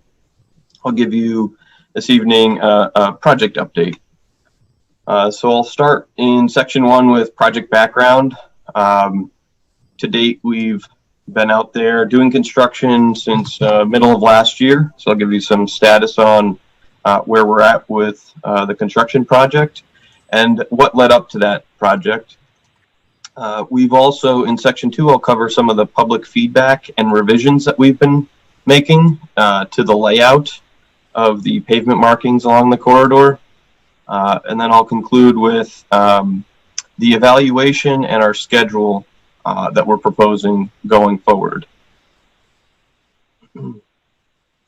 The project team is made up of MassDOT staff, including folks in my office, the design section, as well as construction personnel overseeing the contractor that's implementing the resurfacing project, as well as folks on the technology side helping us with evaluation of the project. We've got staff at the district who are under the direction of Paul Stedman, the district highway director for District 4, which oversees Reading and the surrounding communities and is based out of Arlington. We also have a Howard Stein Hudson. Nate Lash is from their public involvement folks helping us with some of the coordination. And then obviously the town of Reading municipal outreach and coordination has been really key in the communications end of this project. So project history to date, in 2013, there was a road safety audit that was conducted, and the final report is on our website at mass.gov. It included Route 28 at Franklin Street. There were improvements made at that intersection in the summer of 2014, and then in the fall of 2017, we received a letter from state legislators and a group regarding poor roadway conditions on Route 28. And a road diet evaluation was done by a consultant that MassDOT brought on board by the name of Stantec. In the winter of 2017 and 18, with the town of Reading and elected officials, we met to discuss a road diet on the North Main Street section, just north of downtown to the North Reading border. And then in the fall of 2018, we advertised the resurfacing project, which we're discussing tonight, for construction, and received bids from potential contractors. In the fall of 2019, after giving notice to proceed with the contractor, we began resurfacing work on the South Main Street section between the railroad tracks and the interstate interchange, and continue to meet with the town of Reading to rediscuss the road diet pilot and evaluation work. Over the course of this past winter, we had follow-up meetings with town staff and stakeholders, and then in the spring we began weekly coordination meetings with the Reading town staff and began resurfacing and road diet pilot implementation. The purpose and need for the road diet and the evaluation was really relevant, related to the information that we gathered both from the road safety audits as well as evaluations that we do on corridors very similar to Route 28 in Reading.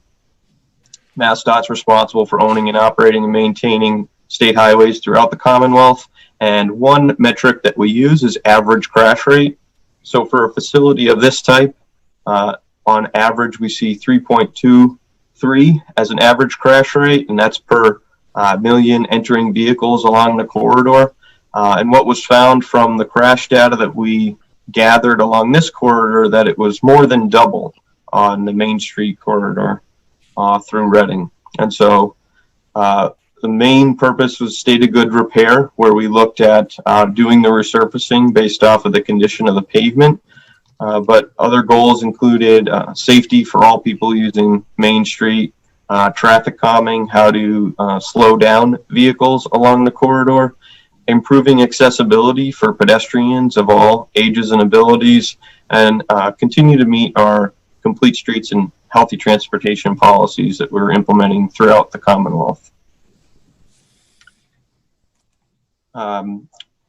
We're really focusing on resurfacing of the roadway, improving the sidewalks and crosswalks, and testing a road diet pilot on Main Street to improve safety and access.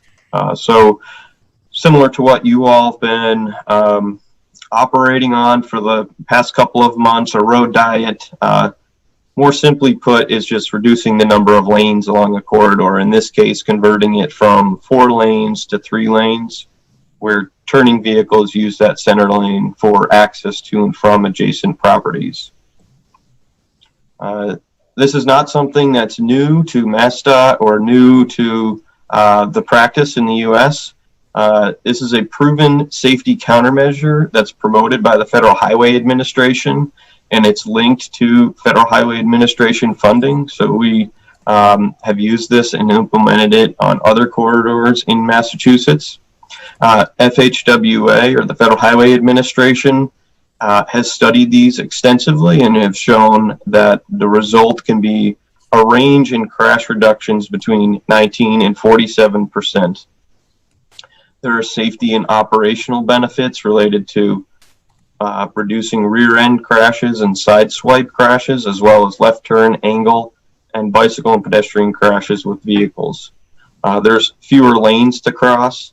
This allows for separated left turns at signalized intersections and more consistent flow due to the reduction in lane changes through the corridor.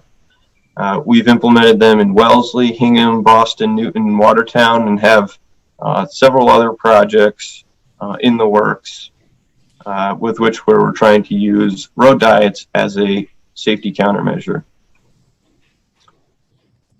So with the pilot, we followed FHWA and MassDOT design standards. We conducted an analysis to compare before and after conditions, looking at average delay at signalized intersections in the project area, and tested the feasibility of the new intersection configurations. And we adjusted the design based on feedback from town staff that we were working with. On South Main Street, in the fall, an intermediate pavement layer was placed. An intermediate layer in a final condition would be then covered entirely. So in the spring, we installed the pilot pavement markings. This again is between the railroad tracks and the interchange, and updated those markings based off of feedback that we were receiving from both folks who own properties along the corridor, as well as feedback that we were getting from folks driving through or going to businesses along the corridor. In the spring, we also were made aware of emergency gas repairs that needed to be done by National Grid, which is expected to conclude July and early August. This is something that was unforeseen. We had been working very closely with all of the utility owners, both public and private, along the corridor extensively over the course of this project development process. Unfortunately, emergencies do arise, and we have worked very closely with National Grid to get that work done and expedited as soon as we can. In May of 2020, we updated the pavement markings. We also activated video cameras to give us situational awareness about any issues that might be arising on the corridor based off of the feedback that we received. And then in the summer of 2020, we'll be continuing to do curb work, sidewalk work, and driveway construction along the corridor. On the North Main Street section, we began installing an intermediate pavement layer in April. In May, we completed that and installed the pilot lane markings along the corridor, as well as curb work, sidewalk work, and driveway reconstruction. We also relocated video cameras, again, to give us some of that same situational awareness that we were had the ability to do based off of the feedback we had been getting on the southern section. We replicated that and relocated some of the video cameras to the northern section. In the summer, over the course of the summer, we'll continue to do work offline from the roadway on sidewalks, curbs, and driveways. So now I'll touch on public input and revisions that we've made to date. In March, we had to make a real pivot based off of the planning that we had done through the winter. Like all folks who were impacted by the pandemic, our public outreach plan really had to shift into a plan B. We had planned on doing farmers markets and any festivals that were in the community kind of throughout the course of the summer and into the fall. But we also had planned on doing a public meeting in person, had space reserved to do that, and we're going to plan on doing follow-up meetings as necessary. With all of the changes to our outreach plan, we rebooted our project webpage, put up project info, including team email addresses and link to an online comment form. Really some of the first of its kind as far as the tools that we're using for public outreach at MassDOT. We also used social media posts and posted a video to the website, really summarizing all the same information that we were going to present at the public meeting. That video was rebroadcast by the RCTV, as well as it received over 1,000 views on our MassDOT YouTube channel. The town of Reading also worked very collaboratively with us to host a project webpage and push content out through social media posts. And just before the northern Main Street the pilot markings were installed in May, a reverse 911 call was sent out to around 20,000 residents in the town of Reading. We've gotten a lot of feedback. To date, we received over 200 comments since we started to move to an online format in March.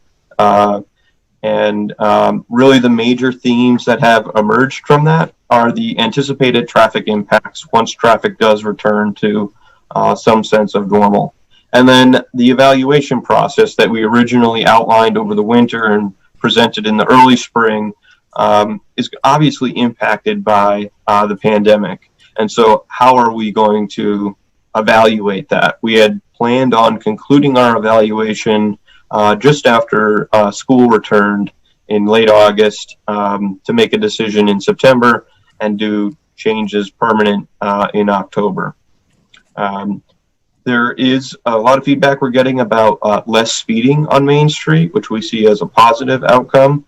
And then access to some of the businesses more specific to the southern corridor, the Bagel World, as well as Dynamic Sports and Dion's. I'll go through some of the revisions that we made in order to accommodate the feedback that we were getting. And then intersection reconfiguration or configurations at Federal Street, Charles Street, and Forest Street. All of this feedback we see as informing the final outcome. And so the changes that we're making now are to the intermediate course of the pavement, and a final course will be put back once a final decision is reached on how to proceed. In the collaboration with town staff, which we've been doing on a weekly basis since February, we are reporting back any of the feedback that we're getting through the website or through our emails, or we're also gathering feedback from your staff who's sharing it with us. It's really helped inform the project team's approach and the markings and revisions that we've been making. We also, in that collaboration, present project updates to the town staff. Last June, or this early June, we met with the Town of Reading Parking, Traffic, and Transportation Task Force, really to exchange the most up-to-date information about our schedule. So some of the revisions that we made, again, focused more on the southern section in this slide deck, but we have made some changes on the northern end as well, related to access to the Bagel World. This was in response to concerns about queuing on Route 28, both in the shoulder as well in lanes, as well as in the lanes. So we changed the configuration of the markings to more clearly identify that the southbound left lane is for left only. In addition, reinforcing that, we used arrows and diagonal lines to help shift people over to the right lane and use that for your through movement. We also widened the northbound shoulder to accommodate vehicles that may have to queue up in order to get into the bagel world. They have done some during peak use, modified the queuing on site. So you have two parallel lines at the drive-through as opposed to just one, and we've seen a lot of success from that. It's not something, though, that's been implemented on a permanent basis. South of Summer Ave, there were some markings it was more of an oversight. The yellow lines, the diagonal lines indicated actually on the top image here that there is no left turn allowed into and out of the site. And so those markings were modified to just do a more standard double yellow center line to still allow the access to and from the dynamic sports as well as the Dions. And that was based off of feedback that we received from folks through our website, and then collaborating with town staff and getting these revisions over to the contractor. In addition to that, we placed cameras both at the Dion Sports as well as the Bagel World to do some observations over time to just document how effective the changes were that were being made. So there are pavement marking revisions completed or under review. I showed you the Main Street approaching Summer Ave. We also made changes at 1100 Main Street to revise the markings to improve access to that driveway. The Federal Street intersection extending the two-way left turn lane south, and then the Charles Street intersection merging, expanding the merge area for northbound traffic. So these are just ongoing modifications similar to the ones that I showed you before. The video cameras are placed on the in a temporary location on a trailer mount. You can see here just kind of helps us as a team review any of the modifications that we're making to ensure that they're actually effective and being implemented or used by drivers in accordance with the revisions that we make. So now we're going to move on to evaluation and project schedule. The purpose of the pilot was to test the markings in a typical condition. It was originally extended, as I mentioned, through September of 2020, and we're proposing to move the evaluation, so keep the pilot markings in place through the spring of 2021. We feel that in collaborating with town staff that really there's not any great confidence that all of a sudden come September 1st, we're going to be back to 100% of the volume that we had seen, say, last fall at this time. And really to get any type of good understanding of the impacts from a traffic perspective. Like really the reason why we were doing the pilot and the reason why we didn't just do it in the summer was because we wanted to see what it was like when school was in session. I will say we're planning to extend it through the spring of 21.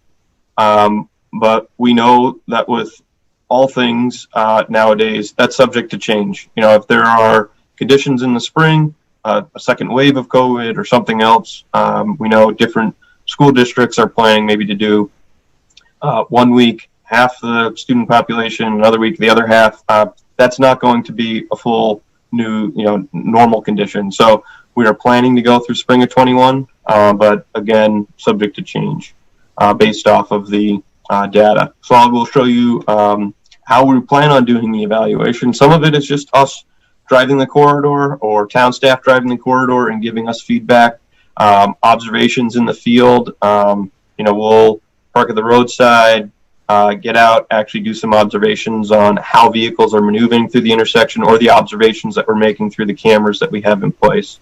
Community feedback has been the number one way that we've actually been able to make some of the modifications, and then data analysis is really the final linchpin after really observing and collecting feedback from folks. So we are fortunate enough to have data dating back to 2016 along this corridor through a regional integrated transportation information system. And this collects in real time speed and travel time information along all of our state highways throughout the Commonwealth. And we can drill down to a very specific corridor and pull out a link, say from one intersection to another, and extrapolate the data. So really summarize, how long does it take to get from one intersection to another on average? And so we can compare, and we will over the course of summer, fall, and winter into the spring, what travel times in 2020 look like compared to travel times in 2019, 2018, 2017. And in addition to travel time, we can look at speed. Speed is really a metric of safety. The slower vehicles are traveling, the safer a corridor can be. So we'll be evaluating both travel time and speed. And in addition to that, we have a tool called Streetlight. So the regional integrated transportation information system is more based off of travel time and speed. What Streetlight gives us is another tool that gives us information about volume. So just how many vehicles are using the corridor. In addition, though, to vehicle information, it also gives us information about transit as well as walking and biking along the corridor. So really those measures between these two systems, RIDIS and Streetlight, we feel we can get a comprehensive understanding of how the corridor is being impacted. What Streetlight also gives us, though, is other parallel and perpendicular roadway information. So we're not just going to be looking at Route 28. We're also going to be looking at Haverhill Street, Franklin Street, other corridors that are parallel to 28, and identify if traffic is diverting from Route 28, is it having a negative impact from a travel time or safety perspective or volume perspective on the other corridors in Reading. And we plan on collecting this data and summarizing it and sharing it with the public as we go through our pilot evaluation process. So we want to continue our online public outreach, providing educational resources for folks. We've gotten questions from people about what's the center turn lane supposed to be for, how long should I be driving in the center turn lane. We'll continue to respond to questions and comments and concerns, gather that public input, and then monitor the email address and online comment forms. That outreach will be, I think, focused, maybe in a Zoom format, or we're using GoToMeeting. We've got other platforms where we can present information similar to what's being presented this evening, and allow folks to give us feedback in real time during that meeting, and then continue to collect, analyze data, and meet with town staff on a weekly basis and coordinate with them on any modifications going forward. So that concludes my presentation. There was also a lot of information in the packet that we sent over to you folks. So if you have any questions about those, I've got some other slides that I can hopefully be able to respond to your questions. Thanks, Andy. Bob, you had a comment? Yeah, thank you. I just got to thank the project team, Paul and Andy and Nate. Something that Andy kind of went over quickly is in the middle of a pandemic, they had to pivot. And it took a few phone calls Sunday night from one of our representatives, but to allow National Grid to do work in the middle of a project was not a small thing. The alternative to having it done the way it is now is that National Grid would have been mandated to do the work within a short amount of time after the final road was paved, which was obviously not a good solution. National Grid's work ranges from the train tracks just about down to 128. They're replacing almost that much natural gas pipeline. So again, I'd really like to thank the team. I've gotten a lot of comments, I'm sure you have, for residents that are really upset that we paved the road and then dug it up. Nothing could be further from the case. It's temporary paving now. The final paving was scheduled for the winter, now perhaps the spring or the summer. It was really helpful to get that pipeline fixed now, and I just wanted to thank them. Thanks, Bob. Let me ask one question if I could, and then open it to the board. one of the issues that came up early in this process, and you mentioned an aspect of it, is where traffic might get diverted to. You definitely talked about some of the main roads where it might get diverted to. Another question is side streets and how much of the traffic will fall off of 28 to go to roads on either side, essentially. Is there any sort of measurement scheme for those smaller roads as well? Yeah, the street light data is also collecting information on local roads.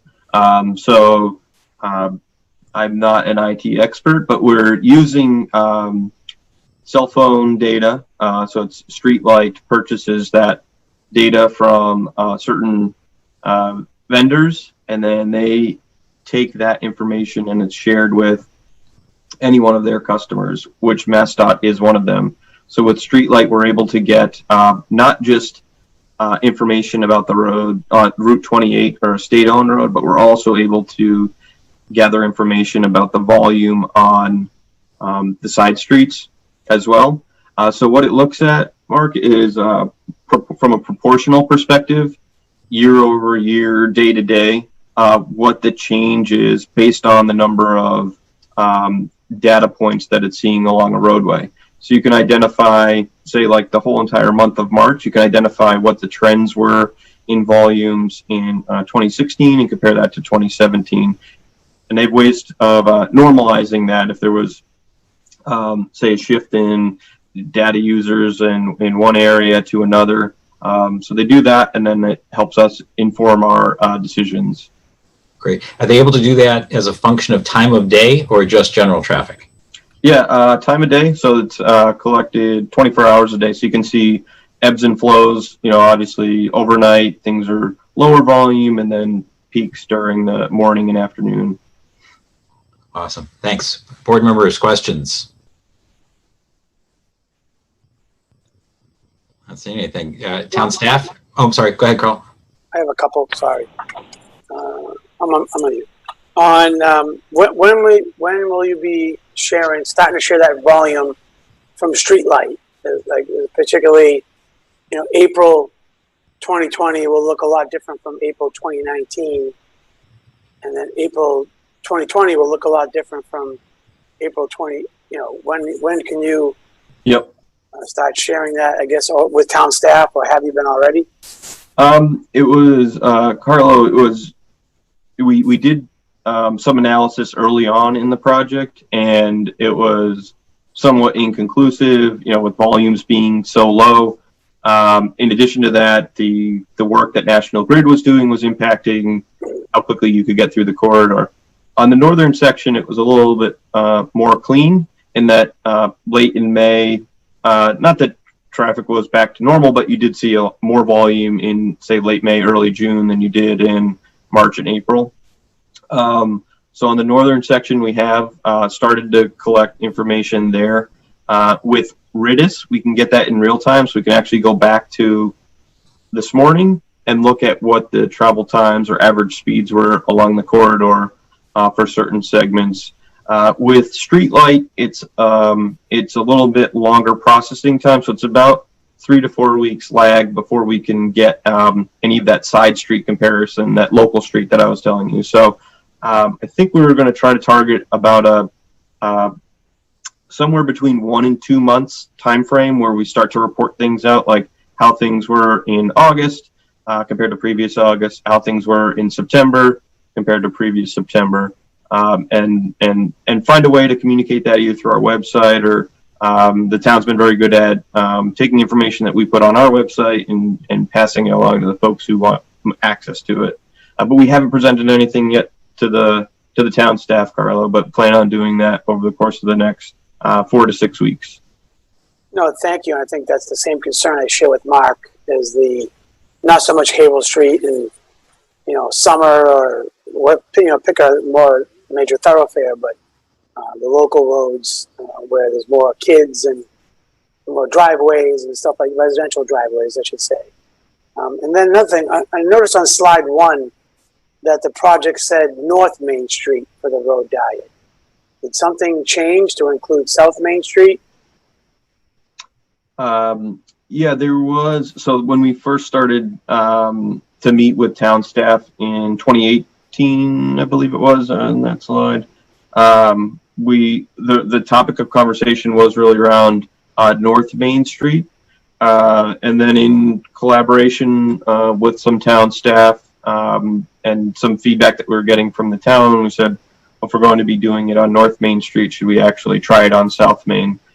So we made a change over the course of last fall. We're able to update some plans, working with the town engineering staff and others to get some feedback. It was a bit of a change, so we had to work with the contractor to make sure he was capable, had the ability to do it, and that's what you saw implemented in the early spring.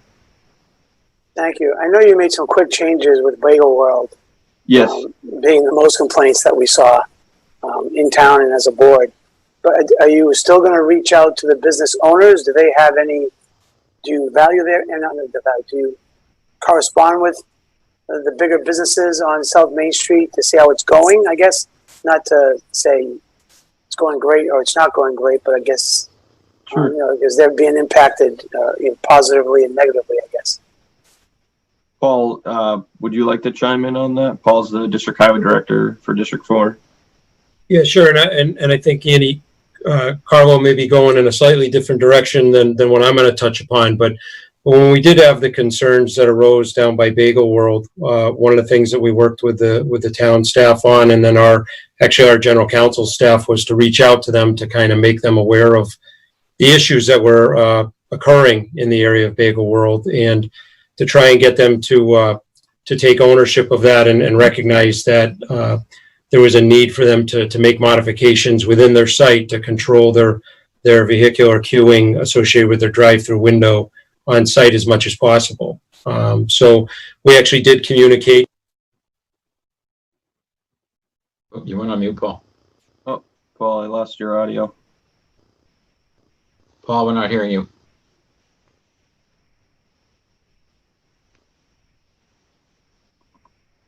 No sound, Paul. Can you hear us? I'll give him a call. Not yet. So Paul mentioned through the general counsel's office, Carla, we did reach out to the property owner to just let them know or make them aware of the issues that we were having with the site. I will mention that there were issues that we had on other state highways. There was a real uptick March, April in drive-through traffic in general.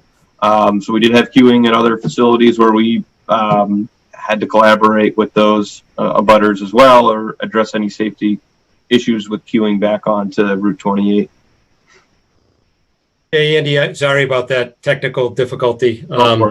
I just wasn't sure, and Carlo, correct me if I'm wrong, but I think you may have been more interested in whether or not we were reaching out to the businesses to get some feedback from them, positive or negative, on how the road diet has either impacted them or benefited them, right? Yes, thank you. Yes. Yep. I don't know, Andy, if you or Nate want to take that. Yeah, we working with Howard Stein Hudson, Nate Lash, who's on the call, has actually been in the field working with some of the business owners, working directly with any issues that have arisen on the corridor. Nate, I don't know if you want to add anything else to that. Yeah, I'd just say, I don't know if this was touched on in the presentation, but a couple weeks before COVID was real for us, myself and some other folks on the project team, as well as some town staff, did a business walk along the entire corridor and knocked on every business door on South Main Street and North Main Street, handing out informational materials and trying to get the feel for what folks' reactions were to the plan to put in the temporary pilot lane markings. And so we got some cards from folks and put them in our stakeholder database at that time back in, I think, February. I've been the one that's been receiving all of the emails and comments, so I've responded to a number of business owners. I think it's a good idea to sort of do another maybe virtual business walk and do some outreach with the business owners, because that's information that we definitely want to be hearing. Thank you. Other board member questions? Vanessa? Thanks, Mark. Paul, Andy, Nate, first of all, great to see you, and thank you for coming and putting this presentation together for us and the residents. I know we've had a lot of questions about it. And Carlo, thank you for raising the question about traffic on side streets. I did have a question for the chief. Dave, I know you had, when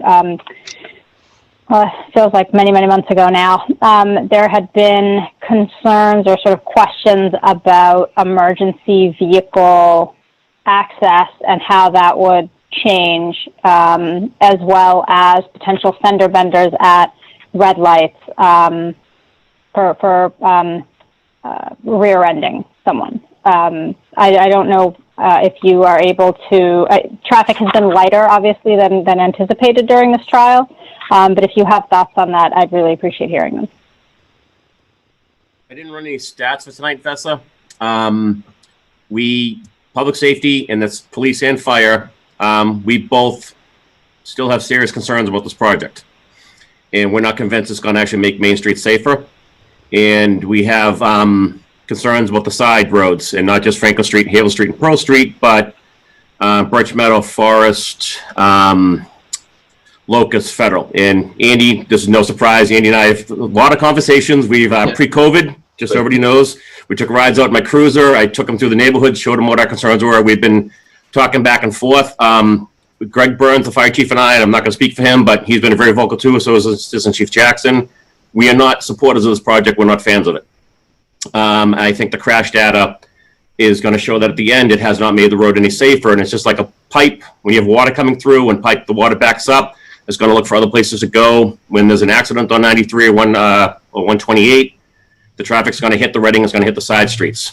And our concern now is until the world actually returns to normal and we see a full traffic, we're not going to know. I'm hoping a year from now, I stand up in front of Andy, in front of everybody, and say, Andy, I apologize. You guys were right. This is the best thing that ever happened to Reading. But I need to see the data to support that. And my biggest concern, and I know Greg Burns' biggest concern, is we're just not going to have that data. And I'm not convinced we're going to have it in April 2021 either. And I just hate to see down the road when something happens, it's too late. Everybody's moved on. And I've been out there driving. We're still getting a ton of accidents out there. I've noticed a slowdown on Main Street when I'm heading home because I live on North Main.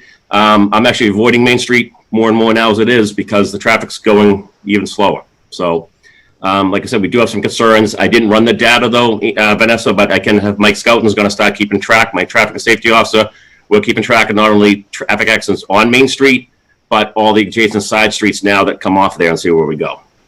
And Andy, I know you know this was no surprise. You and I had some great conversations together about this. And again, we've expressed our concerns. They have made some additions and changes based on our concerns. And public safety has come to them and said, we don't like this intersection, how this is, and here's why.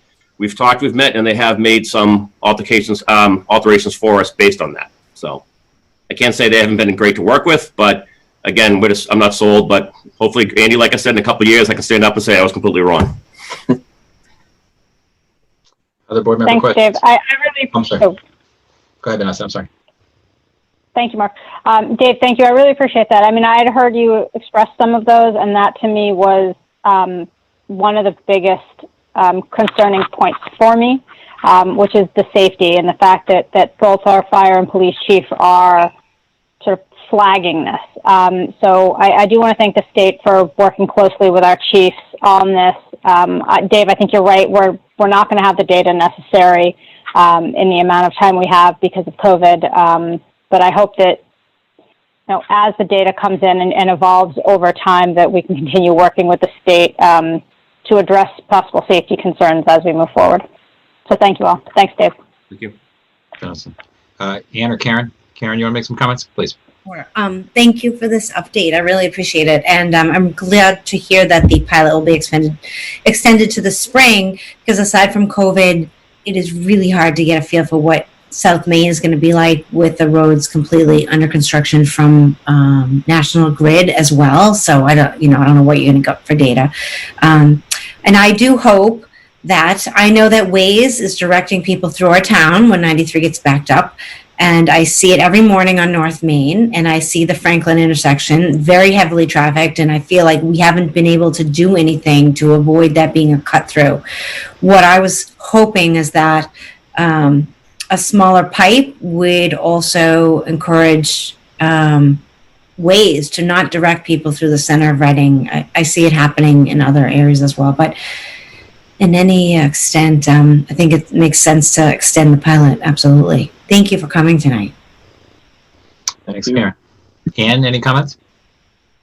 Thank you very much for the presentation this evening. I appreciate that you addressed the Bagel World concerns, because those are certainly emails that we have received as a board, and certainly echo comments of others that that it will be difficult to get data that can inform how we move forward while we continue in this pandemic. So thank you all for the presentation. Thanks, Ann. One other quick point, if I could, or question. Andy, you mentioned kind of some of the criteria that will be used to evaluate the success or failure of the project. Once you gather all that data, what is the process of making a decision, and how much local input will we have to that discussion? I think local input is really one of our number one factor. Like, that's what we wanted to get out of the pilot, was that public feedback. This is somewhat unique. Like, we don't do a lot of pilots per se. We usually just take the data throughout the project development process and through the planning process, and then make a decision based off of that data and say, nope, this is the final condition will be. And there's some back and forth with the public on that, but this opportunity was somewhat unique, where we were doing the resurfacing, we knew we were going to have the interim layer, and then, gosh, could we just test it out before we make a final decision? And so it was really those public events in Reading where we were going to hope to engage with town staff and town residents to get that feedback, and it didn't happen. So I think the public feedback is really what is going to be number one on measuring the success of it, and hopefully communicating the data that we're gathering to folks on why we're doing it and how we're doing an evaluation is what we're aiming towards, communicating to folks outcomes. Great. And in terms of if the public does have additional input for you, is the most efficient mechanism to go to the link on our website to the MassDOT link, and I think there's a way to email to you. That's correct. Yep. There's an email address. There's also an application if you go through the Contact Us website, where you can go to a project map and actually leave a comment at a specific location along the corridor. So you can actually drop a pin and make a comment that way as well. So it could be through email or through the comment section on the website. Great. Town staff, any questions for Andy and team? I know you're in touch with them on a regular basis, and we really appreciate that. Any questions that you want to raise here? Nope. No. Great. Thank you for the team for coming. Yeah, thank you very much. Can we invite you to come back after several months have passed, and we'll kind of see what's going on, but to maybe give us an update on what's happening and the feedback you've received thus far? Absolutely. We'd be happy to. Super. Thank you folks very much. Thank you. Good evening. Thanks. Okay, let's shift gears here to Green Communities update.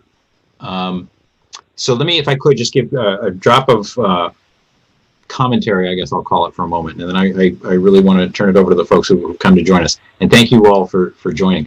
So there has been a lot of interest in Green Communities program at the state level, and also kind of the notion of what the town might be able to do on more of a sustainability basis. And I want to compliment the town for stepping up, first of all, and looking into what's going on. to coordinating much more closely with the RMLD, which is much appreciated because we view folks as our partners in sustainability, among other things. And also to Karen Herrick on the select board side for really giving some impetus from the board to these discussions. So what we had hoped to do tonight was let all the board members hear from first Julie, who has been doing a lot of the driving on the town side toward the program. David Zeke, who is, I'm going to get this wrong, Climate Advisory Committee. Did I get it right? I did. Okay, great.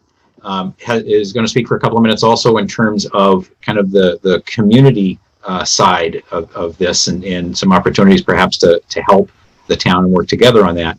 And then from the RMLD side, so Dave Talbot is here from the commissioners. Colleen O'Brien, the general manager, is here, and Chuck Underhill also is in attendance.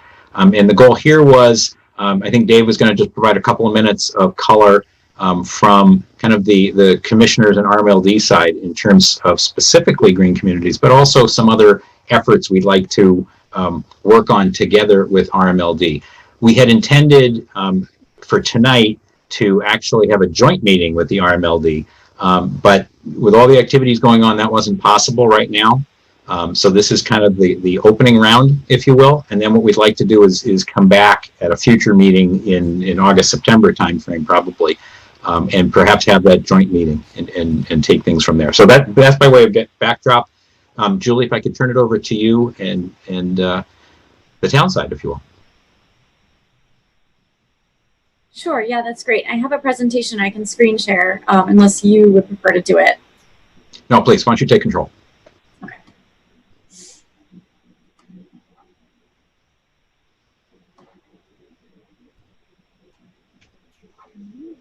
Just let me know if that is showing up in a good aspect ratio for you. Good for me. Yeah, okay. Okay. So just really quick, I was asked to keep this brief, so I will try, I'll do my best. This, has come about recently because of the instructional motion that was made and approved at town meeting in November 2019. So I made it known to people after that meeting that I actually have experience with green communities. I helped, I did a lot of the work from the staff side for the town of Concord when I worked there. So I just want to briefly go over the benefits of the program.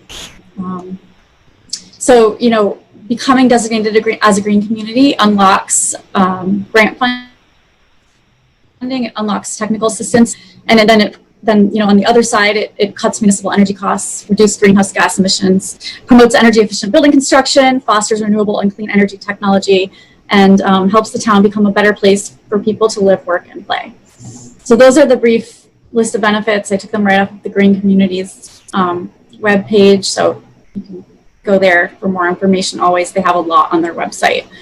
Yeah. So those benefits are great. Obviously, there's work to be done to become designated, and if it were easy, it would have been done already. So I'm just going to quickly go through the 5 criteria.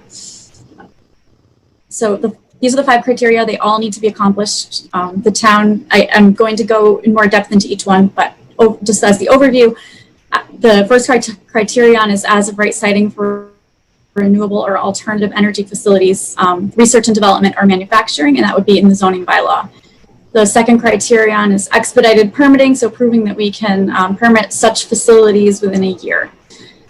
Criterion number 3 is producing an energy reduction plan of showing 20% reduction in energy use over 5 years. And number 4 is having various entities of the town adopt a fuel efficient vehicle policy for purchasing new vehicles when they need to be replaced. And number 5 is stretch code adoption by town meeting. So what I want to do now is just go into each criteria and kind of give a brief status update and what I think the next steps are. And one very important thing to mention here is that we have a small contract with MAPC to help us spearhead some of these efforts where we don't think we necessarily have staff capacity at this time. So the first criterion, as of right siting, the zoning bylaw does allow research and development, manufacturing, and light manufacturing by right in certain zones. The initial feedback that I've gotten from the DOER is that our bylaw looks good. We probably don't need to make any changes to it. So that's a huge win for anyone who sat through 5 hours of zoning at town meeting. And staff can coordinate the documentation to prove that one. So I think we can check that box. Number 2, expedited permitting. There's been a lot of recent efforts that staff have made to try to streamline permitting for all types of projects. We have various documentation to prove this. The CPDC works really hard to get things going and keep them going. Staff do a lot of coordination up front with applicants so that when they're actually going before the board, the process can be relatively expeditious. So I think this one's something we can also prove. We haven't gotten any feedback from DOER yet. And that's another one where staff will coordinate documentation. Number 3, the energy reduction plan. This is a big one. We have done a lot of work and maybe accomplished a lot of the low-hanging fruit with our performance contracting with NORESCO that I believe began in 2009 or 2010. So what we're able to do now is go back and establish a baseline from FY18, which will, give us credit for some of the things that have happened. But we still do need to put together a plan that goes out another, 3 years into the future. And there's a reporting software that Green Communities requires us to use. So we'll have to input all that data and then include other data that NORESCO hasn't included, such as streetlights and water pumping and vehicles and things like that. So MAPC will be really helping us with this one. That's, I think, where the bulk of their contract is going to go. So that's a big one. And we will be, of course, coordinating a multi-stakeholder effort and getting the Climate Advisory Committee involved, and as well as the Permanent Building Committee. Number 4, the fuel efficient vehicle policy. So DOER has a draft policy. I've distributed to staff for some initial feedback. It's in process, and this is another one where MAPC will assist us with the education and the outreach on the policy and try to help us get this one across the finish line. And I believe that the Climate Advisory Committee has offered to help on this one, although they haven't actually specifically said that to me. So if they want to dispute that, they can later. And number 5, the stretch code. This one, there's also a draft bylaw for this. I sent it to the bylaw committee. The way this works is that it would be adopted by town meeting into the general bylaw. It's considered a general bylaw, not a zoning bylaw. So it's a simple majority vote. The target town meeting that we're aiming for is either November 2020 or April 2021, depending on what the warrant will look like and time frame for outreach. DOER and MAPC will be very important in this one. They have a lot of resources. They've done a lot of research. They have a lot of data. They can answer a lot of the technical questions about what the real impact from a cost standpoint on building development will be. So they'll be doing a lot of that technical piece that I'm not very familiar with. And, staff is hoping to coordinate a pre-town meeting before whichever town meeting this ends up on the warrant for, to kind of educate town meeting members as much as possible in advance of town meeting. And this is another one where I believe the Climate Advisory Committee has offered to help. And of course, Permanent Building Committee and other stakeholder input will be very important. So these are the 5 criteria. There is another criteria for towns with municipal light plants that what we like to call the 6th criteria. Because these things on their face are relatively easy to achieve, more or less, but the big one really is the RMLD piece. I just got a message that my internet connection is unstable, so hopefully you can still hear me. There are 2 paths to becoming designated for towns that have municipal light plants, and the first path is to find one structure that's within the town boundary that's served by an investor-owned utility for electrical, such as Eversource.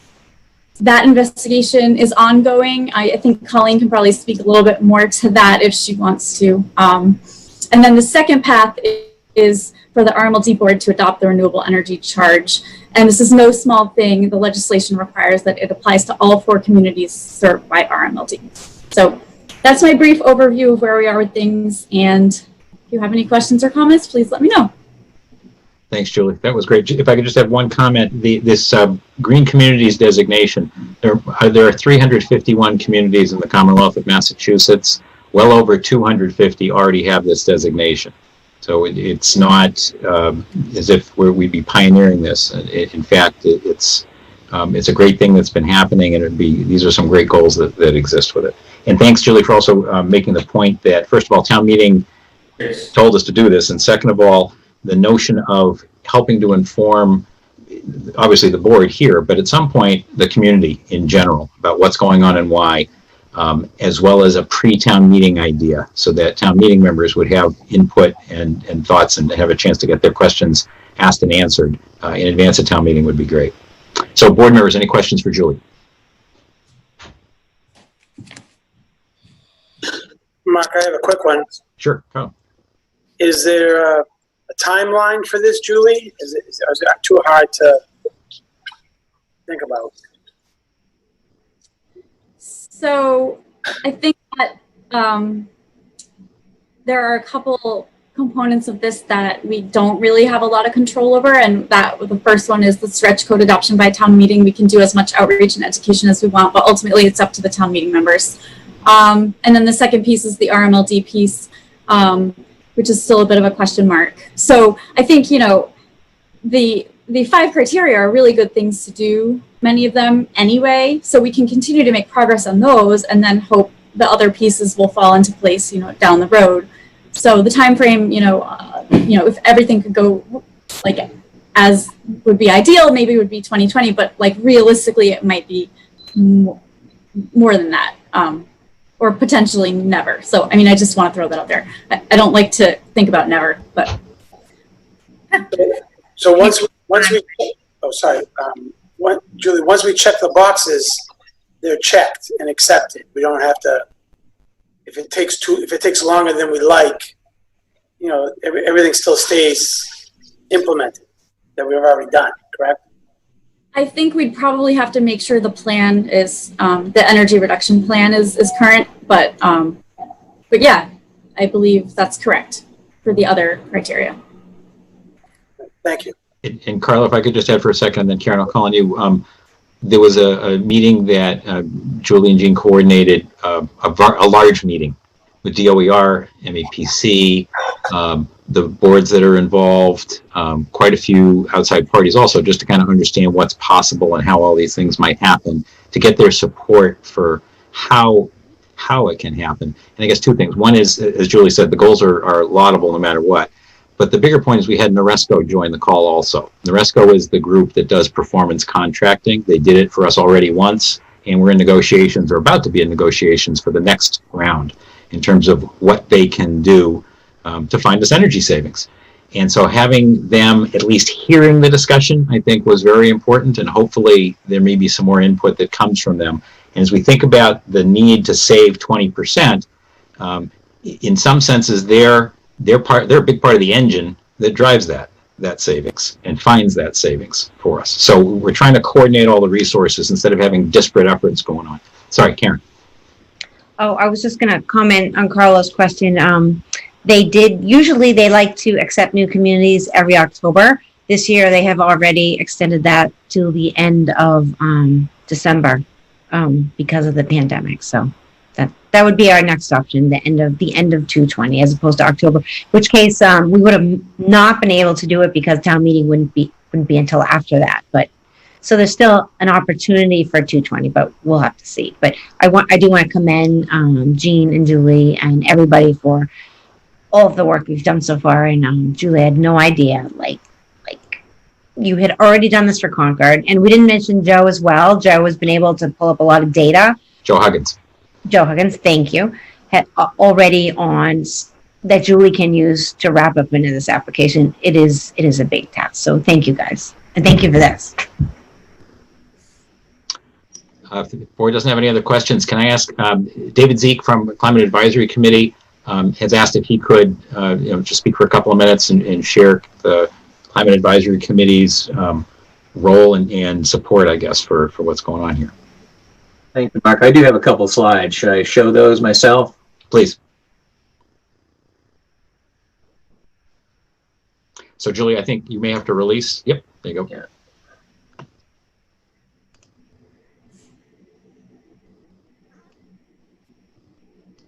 Okay. So these are the 5 criteria that Julie was just walking through, the green community criteria. I hope you can all see these, right? And as she pointed out, as we looked at them, we feel like the Climate Advisory Committee, what we are hoping to to see in Reading, especially fits with 4 and 5, the fuel efficient vehicles. And as you've heard me say to you before, to us, in a large part, that means looking at electric vehicles and electric vehicle charging stations and the whole infrastructure. And the other one that we think where we have really good fit is in the stretch code. And so we offer our help there, and also help in reaching out to the community and promoting these ideas. These fit into, if I can get that. So these fit into a bigger picture for us for sustainability, and this is just a very top level outline of something we'd like to come talk to you about in the near future. And we think of it in these categories. First of all, the things that Reading can do itself, and the things that Reading would do in collaboration with RMLD, and basically the difference is energy. So in the area of just the things that Reading can focus on, buildings, both private buildings and public buildings, energy efficiency, and various variations on the building code, and preparing for electrification, for example. These are all things that we think should be part of a sustainability plan. And I would also highlight the transportation part, because that's where we include electric vehicles, but also walking and biking, and that's where we're also very interested in how the road diet turns out. And then all of the things that we would work on with RMLD, I think, line up very well with what their strategic direction is also. So my view of this, and I hope I could convince you that our view should be that we should describe a sustainability picture for Reading. Whether we can work on any particular component at any given time is not a determinant of whether something should be in our vision or not. We'll work on the puzzle pieces that we can get to. I think the green community provides us a really good fast start on some of these topics. We would work on those, but I think it's worth discussing what the whole picture will be, so that when something is posed along the way, we can say, yes, that fits, or no, that's not really what we were thinking of. And so we'd like to come back and talk to you about that at a near future meeting. That's it, Mark. Thanks, David. Boy, my memo really got out. I'm really pleased. Thank you all. So let's turn over to, so Dave Talbot is here, Colleen O'Brien is here, Chuck Underhill is here. And thanks, folks, for joining. Obviously, we wanted to, kind of start this discussion update and things. And Dave and I talked very briefly. And Dave, I don't know, do you have a couple of comments that you want to share? Kick it off. Certainly. Yes, I do. Thank you, Mark. And thanks, everybody, for working on this. It's a very important initiative. It obviously will take a long time to roll out. And as Julie alluded, there are complexities with a municipal light plant that serves 4 towns, where all 4 managers and select boards would need to be taking some action, as I understand it. And we also need to have the meter. So there's, RMLD is a little unique in that we are, we're MLP and we serve 4 towns. Colleen and Chuck are better qualified to speak to those pieces, and they're here, and they're also, I know, going to be talking at our meeting Thursday night. But when Mark and I had a quick chat earlier today or yesterday, you sort of said, step back and what can we work on? And while something like this is very exciting and will take a while, there's things we can do, today.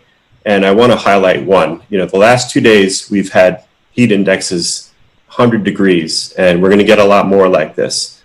The system is peaks and gets stressed. The costs are through the roof. At these times when we have super hot weather, we have the worst polluting power plants in New England firing full blast, and those are the things that are serving that extra margin of people's air conditioning and consumption. And not only are they the most polluting in terms of the particulates and the greenhouse gases, but they're also, even if for some reason people don't care about that, they're also the most costly. And in those peak times, we lose money, because the flat rate that people are paying does not account for the fact that at certain times, peak times, the costs are through the roof. So I think there's a gap in awareness about this, and just looking around, it's a behavioral thing, it's a social thing. And one thing I wonder, one thing we can all do is redouble the messages. When you get, Colleen and her team have redoubled the communications effort on the peak shredding messages. And I'm just wondering, is there a municipal piece to this? Is there, does the town itself have a protocol that it follows when these warnings come out? Because I cannot stress enough what those are worth, both in terms of emission reductions and cost savings, which affects the town and RMLD. So is there a town protocol that is followed when the peak warnings get out? I'm wondering if that's a question that maybe Joe Huggins, we can get his input on to understand how that works, if it works, if there is any protocol, then bring that back for a discussion. I think we need Joe to give us some feedback on that. Joe would be the only one who knows. Well, okay. If nobody is sure of all the officials in the meeting, maybe there's a policy piece for the select board to kind of craft something. And the impacts are just enormous if this can be done. And the second, I do want to comment then, Dave. As you know, the largest energy users are the schools, so it's not really a town issue as opposed to a broader issue. Yep. Just to point that out. That Sure. would have to involve the schools and the school committee. Oh, absolutely. So yes, no doubt about it. And this happens to be the select board meeting. So certainly the school buildings are the biggest consumers, and but the town runs a lot of facilities and also has its own communications, channels to amplify a message, not just for the municipal pieces and the school pieces, but for the community at large and all of the different boards, committees, citizen groups that you guys, interact with. So anyway, there's a huge impact there, and it can start today. It can start the next hot day. It can start now. And the second very near-term thing, and I'm speaking as somebody who just did put some solar on my roof. There's very generous rebates right now through a combination of municipal light plant and state. They're very good right now, and I think there's a big pot of money that's not being drawn down very fast. There's a capacity there to fund these projects to an extent that really does make it worthwhile. I'll give you the rough numbers. Very small system on my house. It's around $20,000 it cost me. It's about a third it came back from the tax credits, and a little less than a third back from the state, combination state MLP rebate. My out-of-pocket's about $6,000. Now, I think that's doable for a lot of people. And I think this is something, again, that people can get underway. I believe it's also applicable to, not just a residential structure, but, it's commercial or could be a municipal structure as well. So that's something that can be done right now. Those are just two things I wanted to mention. And also I wanted to thank you for the road diet, because I did take a bike ride on it tonight, and I felt very safe with the slow speed. So anyway, the slow traffic. But anyway, kidding aside, I just want to thank you all for the excellent work you're doing and for advancing the green communities. I know Colleen and Chuck on their own track are doing a ton of things that are in the same spirit within the box that they work in, which is the regulatory and the MLP box, and it's its own little creature. And they're doing a whole bunch of great things. And I know they're working hard to see how, or if this can work, or how it could work, or whether it would be a mirror program. And there'll be more that they can say maybe now, but certainly on Thursday night. Thanks, Dave.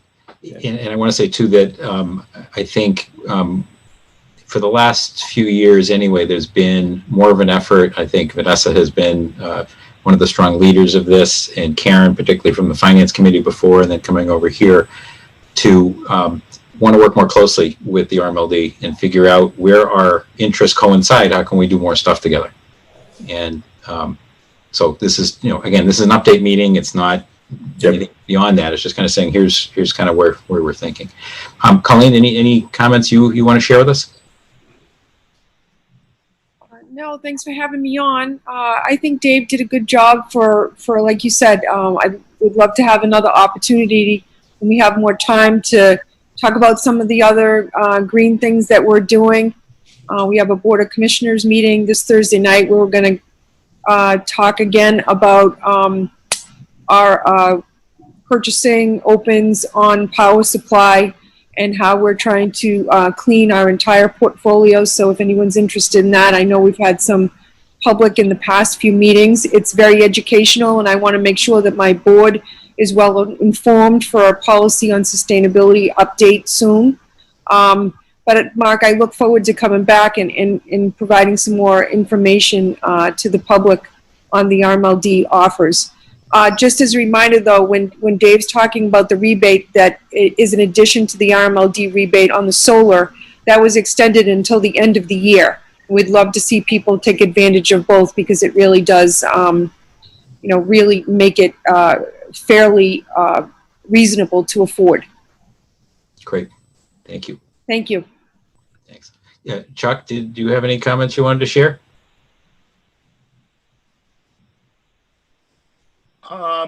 I don't. I'm good. I just stopped by to lend moral support. Thanks for stopping by. Board members, questions, comments? No, thank you, Dave, for that clarification. I'm very familiar with Shred the Peak slogan. In concrete terms, I didn't really know that it meant that we are using the dirtiest, most expensive energy available when we're not being conscious of trying to cut back to those periods. So thank you for bringing that to our attention. I think we can make some changes at my house. And if I may clarify one thing too, we're one of the few light plants that has a 5 megawatt battery, and that helps mitigate. There's still, the peak is still way more than an extra 5 megawatts, but having that battery is actually a key effort. And if we could get more of them, it would help. But there's still, the top end is still way, way higher than that. Thanks. Vanessa. Thanks, Mark. So Dave and the RMLD staff, thanks for coming out and joining us. I know it's later than your meetings generally run, so appreciate you being here. I think one of the things that's also important to note, and Dave mentioned this, but I think it bears repeating, is that we as ratepayers pay the highest rate based on those peak days for the year that follows. So it is not only environmentally friendly to shred the peak, it also decreases our cost as ratepayers if we are mindful of those big expensive days. And I know RMLD has circulated some information about simple ways that we as residents and ratepayers can help decrease our usage. Simple things like running your dishwasher later, not running pool pumps during peak times as well. So things like that to consider. You can put it off until after 8. What was that? I said, or throwing your main switch for 4 hours and just shutting everything off. I'm being a little silly now. So things to keep in mind if you can postpone things until after 8 p.m., that they really do make a difference. Awesome. Thanks, Vanessa. Other board questions, comments, Carla? Yeah, I had a question either for Colleen or for Dave for the solar program. Should they reach out to the state, to you guys, or where would a resident reach out? You need to call contractors and get a system, some quotes, and then they'll give you a design and a cost estimate. Then the light department just will make sure that the proposed plan conforms in certain ways with the terms and conditions. The amount of solar that the roof gets has to be at a certain level, but it kind of gets into a track at that point.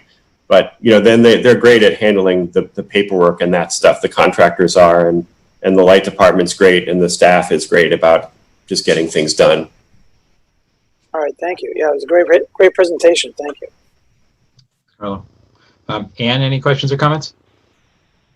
Thank you to everyone for presenting. I'm excited and appreciative that Julie has the experience from another community to bring to kind of guide us and get us on track here. So I'm excited about this direction. Thank you. Awesome. Thanks, folks. Much appreciated. We're going to roll to our last agenda item, which is future agenda items. Oh, sorry, Carla, did you have a question? Was that waving? That's waving goodbye. Okay. Thanks, folks. Thanks, everybody. Thanks for having us. Thanks for joining. Very much appreciated. Let's do it again soon. Definitely.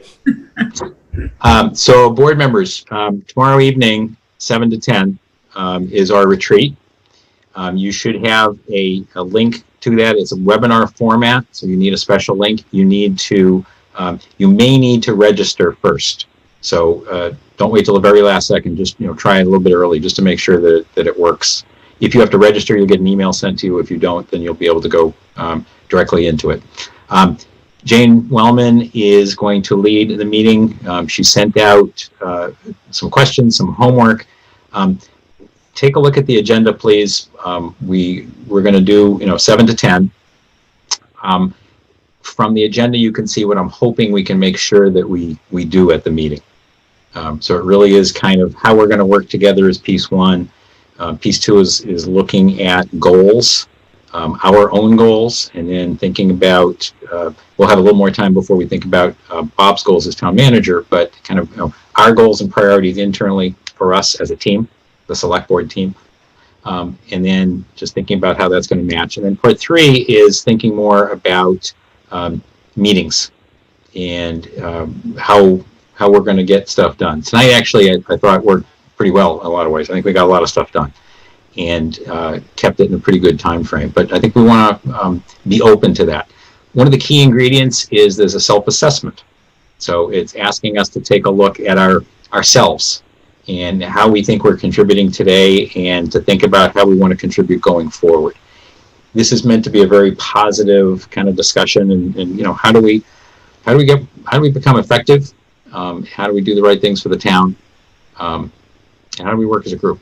So that's kind of the mission for things tomorrow. Any questions about that so far? You should have a special link that you received to be able to get to it. Okay, great. So the future meetings beyond that, our next meeting is scheduled for August 11th. Right now, on that meeting, general COVID-19 response, Kevin Bowmiller, I asked him to talk about the dementia-friendly Reading program, but also maybe he can provide an update on what's happening in human and elder services and where things are where the needs are that are coming, and just to, they've been doing a great job of outreach and just kind of get an update, see what's going on with that. So that's kind of the main item that's on there from presentation. We do need to close the warrant for the upcoming elections. And Bob, I'm sure there'll be a discussion about, and maybe Laura should join that, do you think, and to talk about the election in general? It might be a good item to add to the agenda, is to have the clerk talk about the election and kind of how to make that work. And I'm sure Command will have a lot of comments on that, as well as the Board of Health. Other things that you folks would like to see there on that agenda? Karen. Okay, if not this agenda, thank you, Mark. A question. So the Climate Advisory Committee has spent time putting together this draft sustainability plan, kind of like a master plan for what we should be thinking about. And as David says, we can't work on everything at once, but when things come before us, how does it sync with a master plan? Should other boards and committees be keeping this in mind as well as they do their job? And I'm not quite sure how to advise them. They're looking for some feedback from us. Did they put the right things on the plan? Should it be expanded? And then the next question would be, well, what do we do with this plan? Is this something that town meeting should look at and adopt, or so I need some guidance on this, but that would be a good soon topic. So would they be looking for like a half an hour? Yeah, I think that would work. Like that. Okay, so I think maybe for either 8/11 or 9/8. I was thinking the same thing for RMLD, to have a joint meeting at one of those two. And it may make 9/8 may make more sense. Just thinking about it out loud. Yep. To do that, Vanessa. Thanks, Mark. I know that when I was liaison for Recreation Committee previous session, there had been discussions about the Birch Meadow Master Plan, and I understand now the staff has undertaken some review of that, which some of it, I believe, Bob, feel free to correct me if I'm wrong here, may involve some evaluation of Castine Field. So some kind of update. I know we had actually hold anticipated funding for the land recently acquired by the town behind the Burbank Ice Arena. And so as we're evaluating use of town space, and this is clearly something we can talk about at our retreat tomorrow, but just to bear in mind what we're surveying or evaluating or delineating from a conservation perspective should be prioritized, I think, as a whole and not only as Birch Meadow, because now we have this other very large property that deserves consideration for how we might use it in the future. And you think town meeting did approve, I can't remember if it's 25 or 50 or 40,000 to do what you suggest, to do it for all parks and fields. So maybe not Simon's Way in terms of the new land purchase, but the existing parks and fields. And I have not heard, I know there's a consultant lined up to do that, so it's not exactly what you're describing at Birch Meadow, but there is a broader effort underway. So is what you're bringing up kind of Birch Meadow master plan and beyond? And if so, are we seeking input from the rec committee as well as the rec department and any other constituencies? Yeah, I mean, I think as we evaluate, last year as part of the capital plan and projects subcommittee, one of the things we discussed, John Halls and myself, to look at all of the properties that the town owns holistically as opposed to individually. And so if we're talking potentially about using town funds, especially given everything else that's happening, I would want to make sure that we're doing that as a whole and not just one piece, because now there's different factors in how we're going to use space. COVID has changed so much in how we use town buildings. I'd want to make sure that we have input into funding of that kind, and conservation obviously weighs heavily here. So this sounds like something we should talk a little bit about tomorrow also, because I know one of the priorities that we laid out related to open space and use of open space. Exactly. Yeah. Okay, great. Anything else? Well, at one point we talked about. Oh, sorry. Go ahead, Ann. Sorry. At one point we talked about this being part of the retreat, but I'm not sure it fits squarely within the retreat. Bob and I have been going back a little bit on a communications policy draft, and I feel like that's probably too much to tackle in the retreat, but we should get it on an agenda for sometime soon. I think you're exactly right. Bob, Jane, and I did talk a little bit about that today, and I think you're right. I think it should be part of a meeting. Is 8/11 too soon for that, or does that sound like the right time?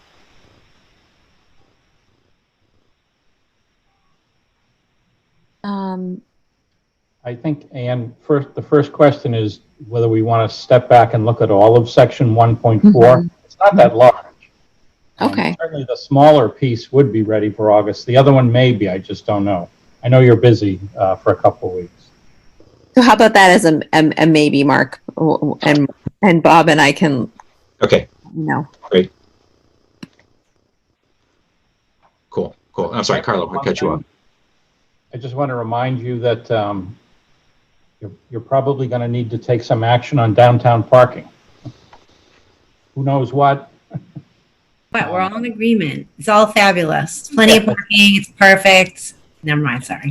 Well, it's changed so much over the last 3-4 months, and each week is very different from the prior. But you do have current policies and procedures in place that will end in December. So it needs to be discussed. And we talked about it today. We're going to talk more tomorrow at PTTF. Ideally, the board really needs to make certain decisions before October because we have to order things. So if we're going to do kiosks, or even just to order stickers. At least in one of the next 2 meetings to have a start of a discussion would be helpful. And then we'll just take it from there. And you will also see at least 1 and maybe 2 requests from residents that'll come through the PTTF about things like stop signs. So, we'll put those on your agenda as soon as possible. Why don't we, I'm going to suggest we target 8/11 to start the discussion. It's hard knowing when there's more normalcy to talk about. I guess, August probably would be quiet typically anyway, but I don't know that November 8th changes the game completely. I don't think I'd bet on it. So why don't we start the discussion, see what's going on, so we can target that for August. Cool. Any others? Carlo? This is not agenda related, but are we approving minutes tonight? We have a lot of minutes to approve. No, I didn't put it on tonight for two reasons. One, I didn't think we were going to have time, and I really wanted to get things done at a reasonable hour tonight, since we're going to be going tomorrow night long also. And the second is that it was very clear to me that we need to come to an agreement on how we want to manage minutes. We kind of fell apart last week.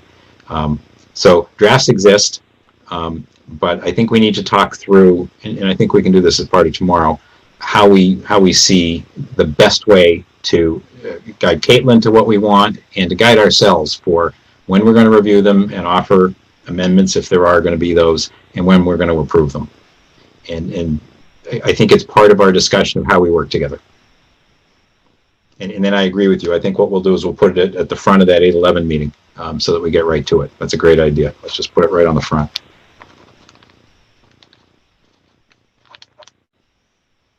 Great. Anything else? Thanks. No, I think you're spot on, Carl. Thanks. Okay, Ann, sorry. Ann, you're lit up, so I assume you wanted to speak, no? We're not hearing you, so I think that's a no. I would entertain a motion. Motion to adjourn. Is there a second? Ah, thanks, Karen. Okay, let's go around the horn. Karen. Yes, thank you, Mark. I appreciate these expediting efforts. Ann. Oh, I think Ann's having a connection problem. Carlo? Yes. Vanessa? Yes. Ann, you there? I think Zoom kicked me off and then let me back in. I assume we're voting to adjourn. Yes, we are. How do you vote? Perfect timing. I think we're going to say Ian can't join at the moment. Mark votes yes. So we are adjourned. Thank you, folks. I will see you tomorrow night. Thank you. Good night.